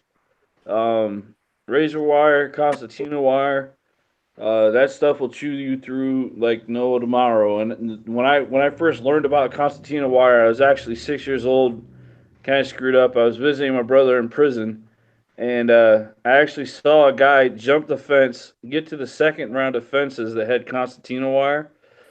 Yeah, he made it through that, but he lost an arm. So it will slice you to bits. And then learning about it when I was in engineer school, it makes a great fortifier. No. And bye, Pat. Ladies and gentlemen, that was Pat. The man with way too much shit. Glam. And then with that, if you have a lot more time, if you have an area where you can fortify, you can also make fall pits, where you dig a hole, and then you can put poji sticks down below the hole. Just make sure you know where you're putting your stuff at, so you don't end up impaling your own stuff. Well, let's just give a basic one: the fishing wire and tin can with the rock. Yeah, and you can do that too, so that gives you a little alertness. the other thing is like I've saved for a long time. I saved all of my chew cans, and you can make. Really can't. I shouldn't probably say that. I was You gonna can you can make some things on there that will make people hurt pretty bad once they possibly get around in that area. We'll have to go over that on Education Day. Yeah. yes, yes. I So am very interested now. You got the mad scientist gears turning, and mine. yeah. So like I R&D's said, going on full run. there's a lot of things that you can do to fortify your area that we could talk about in person. Uh, that would be a lot more beneficial than talking about it in an open air on a computer or like this. But For when you multiple forti- reasons. when you fortify your place, you want to make sure you know where all these things are at, and you want to make sure they're going to work for you, and you wouldn't have to worry about anything coming around and trying to sneak up on you, trying to take your stuff. um, when you do your doors or your windows, use 2x4s, 4x6s. Uh, you can use 6-inch plywood. Don't use nails. Use screws, big screws. Light bolts, Yeah, you can use live carriage bolts if bolts. you can. If you have those, I mean, most people are just going to have their basic screws around the house if they're trying to do it around the house because I mean nails they'll come out and they'll come out pretty quick. And you want to make sure you have some pretty thick plywood. Uh, if you're really creative and if you're a welder and you have extra tie rods or angle iron or anything like that, you can put that on your doors and your windows and things like that. Um, kind of like on that Will Smith movie. Um, The one where he had the dog and the kind yeah, of zombie-ish apocalypse. I know the one you're talking yeah, about. yeah. Where the windows will slide down with the metal on them and stuff like that. I mean, geez, you would have to be doing that shit now, and you would have to be a millionaire to be able to have all that stuff. But if it's you're gonna stay in the house and you want to fortify your house, nails, plywood, uh, you know, pretty much home alone the place. Paint cans on a rope, swing them at a person, nails with tar on shingles. Step on there or a hot plate to put on the door. The things like that. But for many things that I was just talking about earlier, we can talk about in person. So some of the things that I can talk about when my house in the city, like I said, Beverly Hills of the ghetto. So at the time that I did all this, I was actually doing physical security for homes and businesses. I'd go there and I'd say, okay, if I was going to break in and steal your shit, I'd do it this way, this way, this way. This is how you secure it. It's kind of what I was doing. So hardening structures was basically the job. All of my windows in my house had the security laminate that I sold. I can't remember the company that made it off the top of my head, but it's basically for burglary and hurricanes and things like that to stop things going through windows. If I had a customer, I'd have small windows. My cousin did siding, and any of the odd cut windows that they had to get rid of that either didn't fit or whatever, he'd give them to me, and then I'd put the laminate on them. And I'd take them and I'd say, here, have a hammer, break this window. And I'd watch the look on their face as they'd hit the window and a hammerhead-sized hole would get busted in that window. So one way to secure it, you're going to hear them trying to get in. If they want in, they're going to get in. But they're going to have to beat the holy hell out of that window to get in. My doors, front and back door, were both so hardened in this house, and they look normal, right? This was without boarding or anything like that, just with big screws and heavy-duty locks that were proper locks and deadbolts.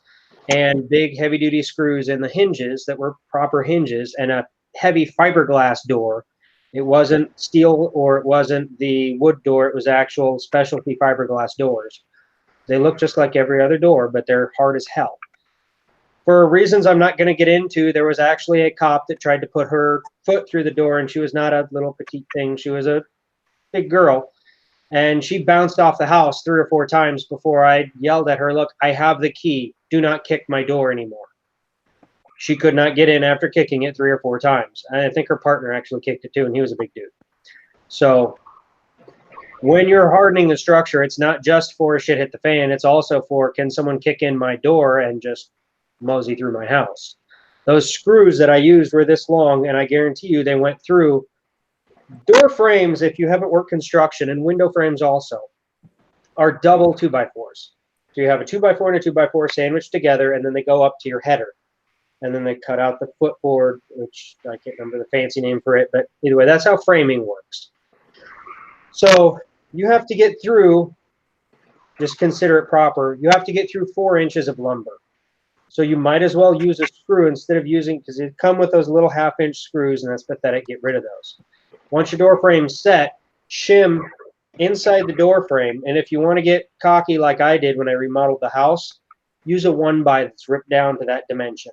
Don't just use the little shims that you score and cut a proper 1x to put behind that door section.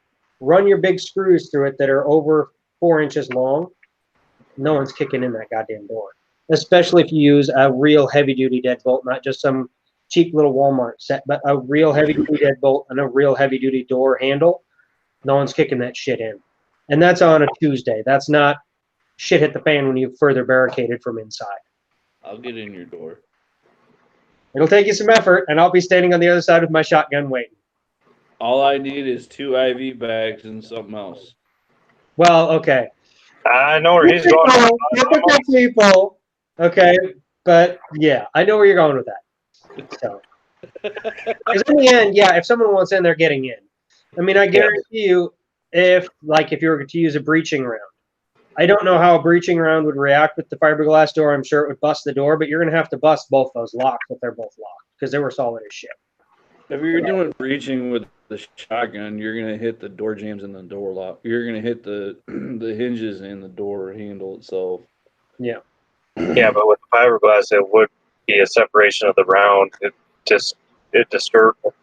distribute the energy throughout the fiberglass more than it would actually focus it on that framing point.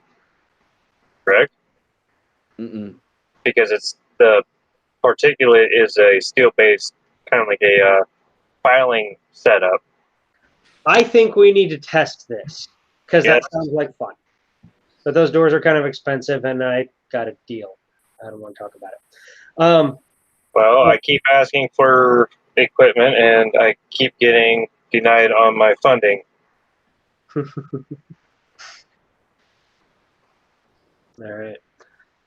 So, Anyway. Anyone have any other thoughts that they want to get out there?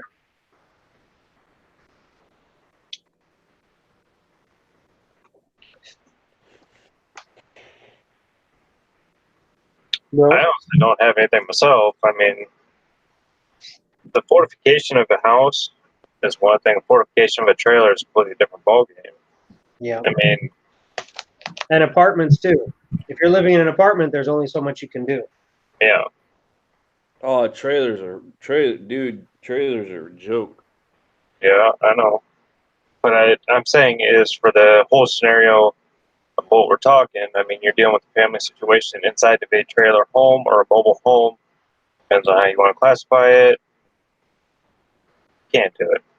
I don't care how technically savvy you are.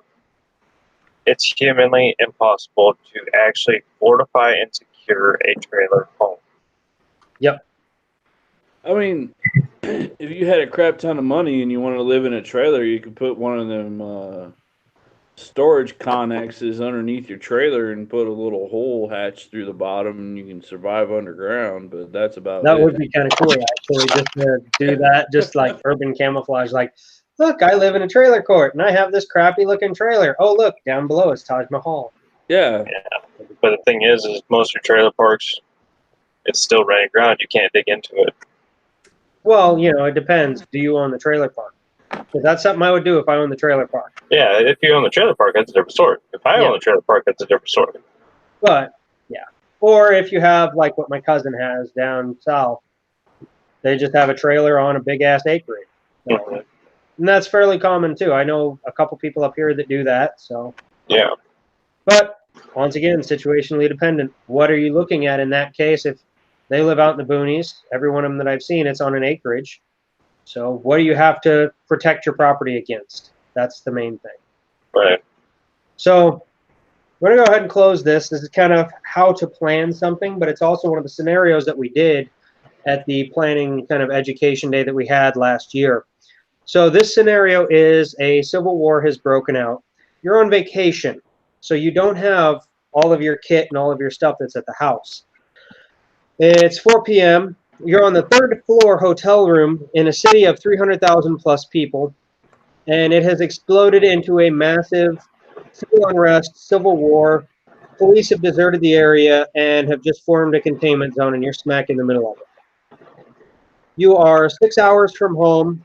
You have power. You still have cell service, GPS, television. All those services are working, and they're available from your room because this has just happened.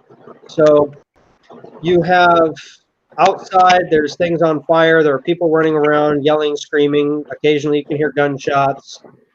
Your car is in a parking garage across the street. So this is kind of one of those things where, since I usually have my bag in the car, my bag doesn't stand out. I can bring it into the room with me, and I do. On the rare occasions when I was overlanding and I'd get out and stop at a hotel. Because let's face it, every now and then you got to wash your butt crack. So it's on level 2. It's not secure. There are intermittent people coming into the lobby to start rioting and fighting and breaking stuff. It's 85 degrees outside. Most of the rioting and breaking is going on with stores across the street that you can see from your room. What's your first moves going to be? Adam, let's start with you.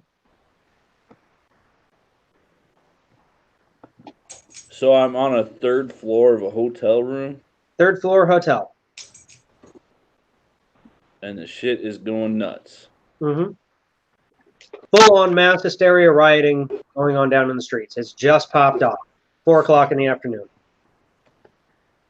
Well, I'm shutting off all my lights and turning the covers over the window and just hanging out.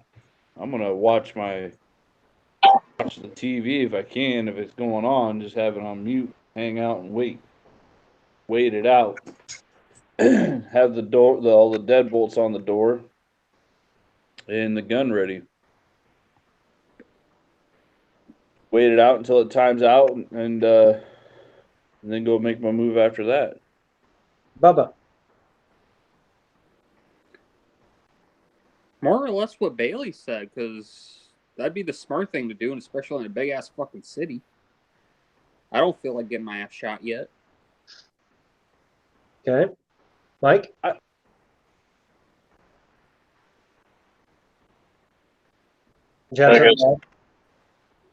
just trying to think this plays through my head, that's all. It's honestly, if it's 4 o'clock, the rides are just starting. You're on the third floor, your car's on the second floor. I would honestly, you're saying we still have power, everything else like that. I'd use the emergency exits, go down, do ground level, go across to get the pack out of the car, get any other essentials I could grab out of the car, and then mosey on back over to the hotel. And then I would lock up, throw the things over the curtain, or I'd be throwing the bed mattress and a box spring up one of the beds or both beds up there on the window. But, I mean, sitting back and fortifying. I mean, the car's not going to be secure. And you're saying it's just starting at 4 o'clock. Police have already quarantined the zone. There's no sense in trying to evac because they're not going to allow you to evac. But at the same time, it's just starting.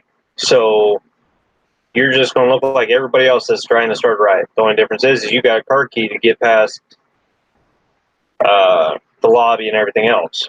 And you also have access to the background or the back doors and stuff like that because you still have power, you still have cable and everything. To be sitting back, just watching and seeing what the hell's going on.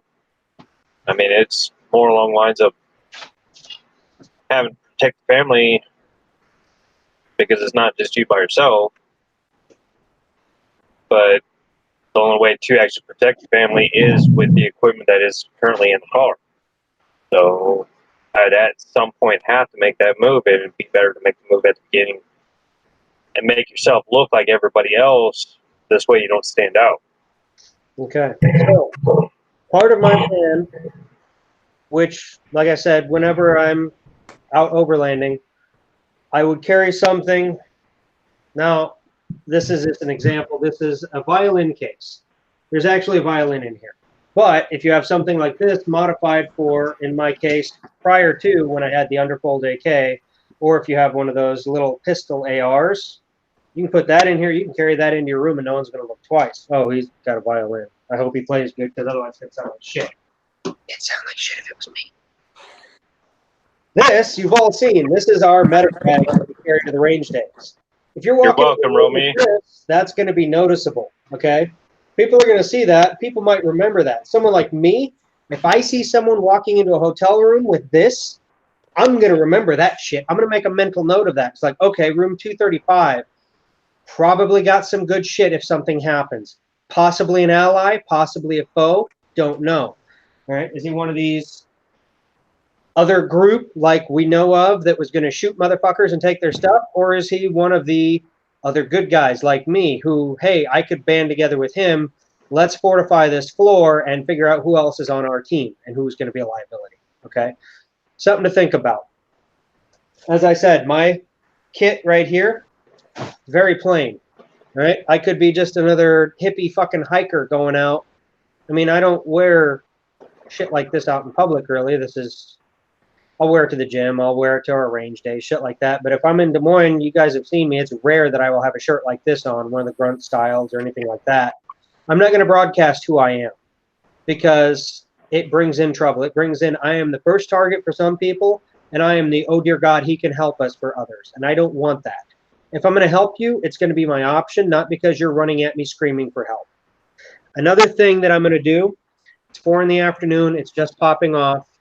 I've brought my stuff in with me, so my car is virtually empty, or my truck, or whatever it is. I might have 1 or 2 things in there that I just don't feel like bringing in all the time, but they're expendable because I have other things that'll cover that. Another thing I'm going to do is I'm going to start grabbing fire extinguishers, because even though I have, like, I'll have a full-size handgun at least, or I'll have something broken down. I've been breaking down the shotgun and taking that with because it fits in a small package.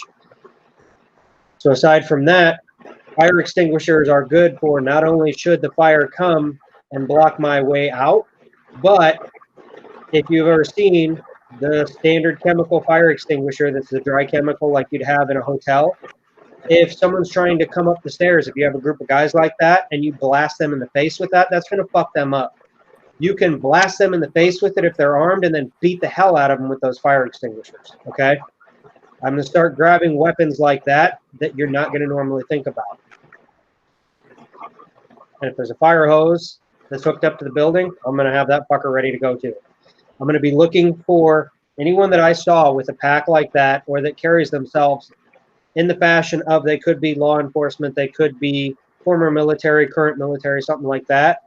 I'm going to be looking for possible allies as I'm just going about my business, and I'm also going to be looking for things I can use as a weapon, things I can use to barricade off those doors, okay? Do they have those, you know, the fucking, what the hell am I trying to think of? The hinges at the top that close the door, the automatic closer thing? Oh, yeah. That I can take some of my cordage and wrap around it. Automatic closures. I'm going to be looking at stuff like that. I'm going to be looking at, do the push bars on those doors have pins that I could shove like an ink pen through and basically jam that up so they can't open it from the other side. I'm going to be looking at those options also to harden my floor and my room as well. Can I move furniture up against that door quickly if need be things like that? Do I have a balcony that I can get to the upper or lower floors from? Okay. So now it's gotten farther on. This is kind of how to plan these scenarios out. That's once again just to recap. Do we have any questions or comments at this time? No? Not from the crowd. Hi, Mike. 4 a.m. comes quick, so he's off the bed. Okay. I don't know when he gave that comment, but either way, yeah. Let's see. Okay, now I'm back. So it's been a couple hours.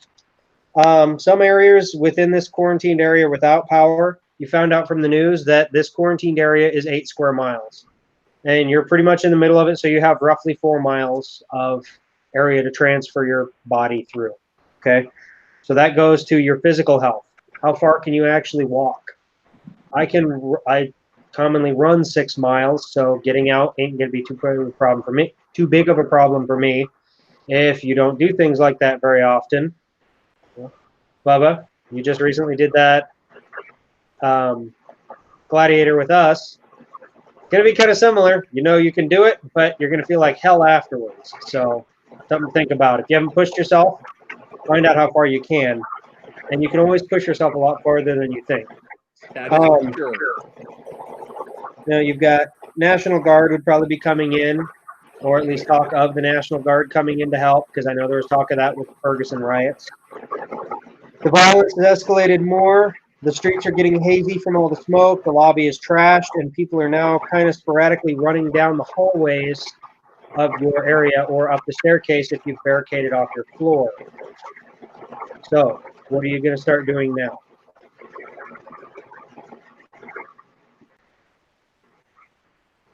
Anything different? I was gonna say for me, it's still too chaotic to actually make a judgment call on it. So I wouldn't be opening access to anything at this moment in time. Not 2 hours into it. Another thing to consider during these earlier hours where you still have your services is if you haven't already got maps of the area that you're going to be in. Anytime I go on a trip, I grab maps everywhere. If you're going to another state, stop at the welcome centers because they have maps of the major cities. They have maps of the state, and these maps are free. All right. I have a large collection of maps from my travels. Look at these maps. See where you're at. See how you can get in and out. If you still have services like internet and power and everything like that, hop onto Google Maps. Start looking up like those egress routes, okay? Are there bike trails in the area? Are there power line easements? Do I see gravel roads here and there, okay? Start looking at things like that. Start looking at, okay, I'm near a waterway. How far away is a marina? Could I take someone's boat to get at it? You know, all different kinds of things that you could be planning in the earlier stages. Another thing you could do in the earlier stages of something like that, get some sleep. Because let's face it, you've got a couple hours of available time when something first pops off. To be perfectly honest, if I'm with people, I'm going to start getting some sleep. And we're going to start right away sleeping in shifts. I'm going to grab a couple hours while you two are up doing this. It's been a couple hours, wake me up, then you're going to sleep, okay? Mike, your turn to sleep. And me, Mike, or in our case, let's say there's the 4 of us, okay? We've got in a hotel room. Bubba and Mike, you two are the first to sleep. Me and Adam, we're going to start hardening things. We're going to start gathering weapons. A couple hours later, after we've got some planning done, we're going to wake you guys up. We're going to let you know what we've come up with, what we've figured out. If we have anything that further needs done, if you guys have any ideas, we're going to catch some sleep, and you guys are going to start doing the work. You're going to start securing the area. You're going to start keeping an eye out on things. A couple hours later, and just keep doing it. Every couple hours, wake us up, give us the update, and then you guys catch some sleep. What we're basically doing then is we're banking sleep because, like I said, usually something like this, 2, 3, 4, 5 in the morning, that's when we're going to have to make our move because that's when everything's going to start dying down. And if we don't work night shift, guess what? We're going to be tired as fuck trying to stay up all that time. So if you have the availability, catch some sleep. Yeah, you're also dealing with the adrenaline kick too. I mean, you're going to be dealing with the endorphin shutdown. Yep.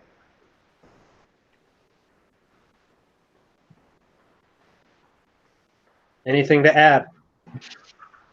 Well, you're doing your shift shot, so no matter, regardless if you're in a hotel or not, you can make yourself a range card and layout of everything that is going on in the area of your operations. You can always change it up for when things change. Yep. Kind of show where the crowd's at, where they've been at, what's been trashed, what's been left behind.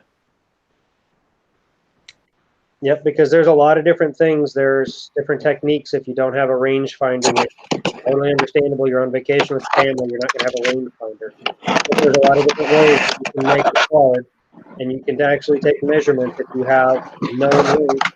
There's it's called the pencil method. Okay, if you know how tall a flagpole is or stop sign height, I have these written down in my notebooks. I actually have in the back of my dope books, I have written down different heights of common things. Door frame is like 84 inches, I think.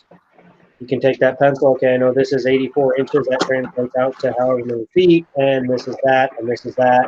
It takes some time, but it's something to pass the time, and it'll give you an idea. So if all you have is a handgun, and you have someone across the street from the parking garage that's decided to shoot at your hotel, okay, I know that's roughly 65, 70 yards away. So I know with my handgun, I can hit something that far away, but I have to aim like this. Okay? So, something to think about. Good point. Yeah.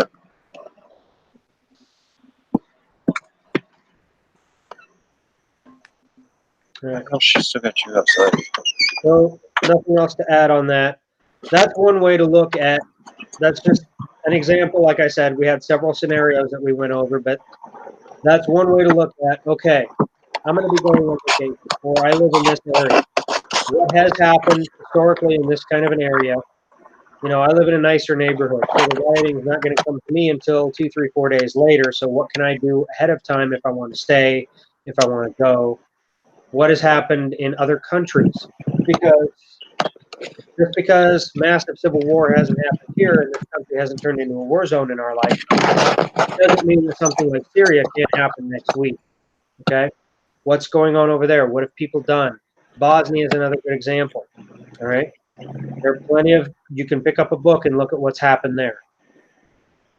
Use actual real examples to make these kinds of plans. And think way outside the box, like I said with the fire extinguishers. Something you might not think about at the time, but if you're looking around and you're not in panic mode, that's it. You have to stay out of that panic mode because stress kills your ability to think with your cognitive ability. Just like kills your ability to think with your cognitive ability.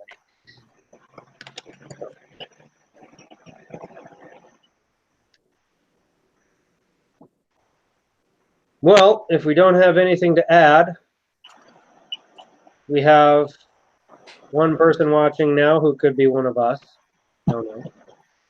Either way, that's really all I had. Do you guys have anything that you'd like to add? No, I don't really have anything to add on for this one at this time. Chill. Yeah. I think we hit it pretty good on that. Yeah, I know a lot of stuff we've covered in the past shows and stuff like that in regards to just different items or trying to keep our heads about ourselves. Yeah. And like with the food storage that's coming up, with Yeah. generator considerations for charging radio equipment in the comms chat. Mhm. Vehicles chat, there was a lot about busting through roadblocks and stuff like that. Yeah. Knowing your vehicle's capabilities and packing it, things like that. A lot of this stuff does go together, even though we're hitting individual topics. Yeah. Yeah. And it's just trying to key onto that for the viewers that do watch, try to help them out, saying that we also do have that coming up, or we've had that in the past.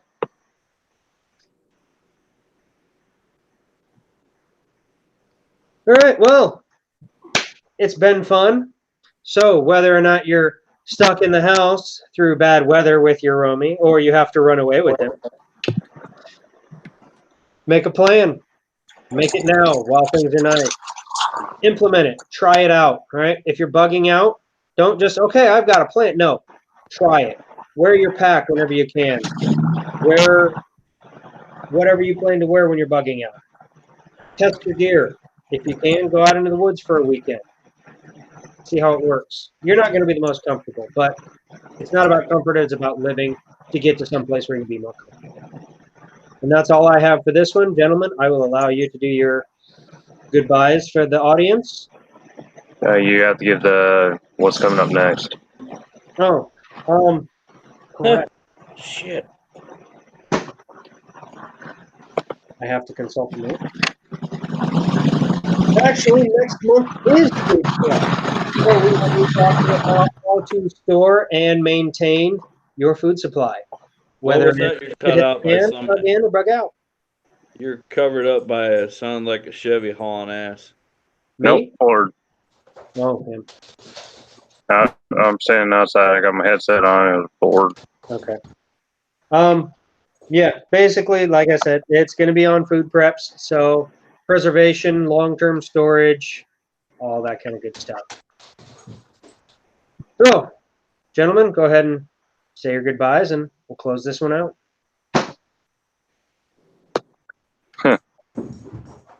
Well, Mike? that's the conclusion of this month's show. So hopefully we'll get somebody, or we get. Hopefully next month's just as educational as the last ones have been. Well, I did have another one of our members that I was going to talk to about this because I know he does a lot with this type of stuff. So we might have a special guest on. We'll see what happens. Who's next, Bubba? Or Bubba? Don't mind me. I'm just the one that tries to help the best he can. he's a lab assistant. We're going with that one. There you go. And Mr. Adam. Be polite, be professional, and be prepared to kill anybody that you meet. Be prepared. Be like water, super comfy. Be water, my friends. Have a good night.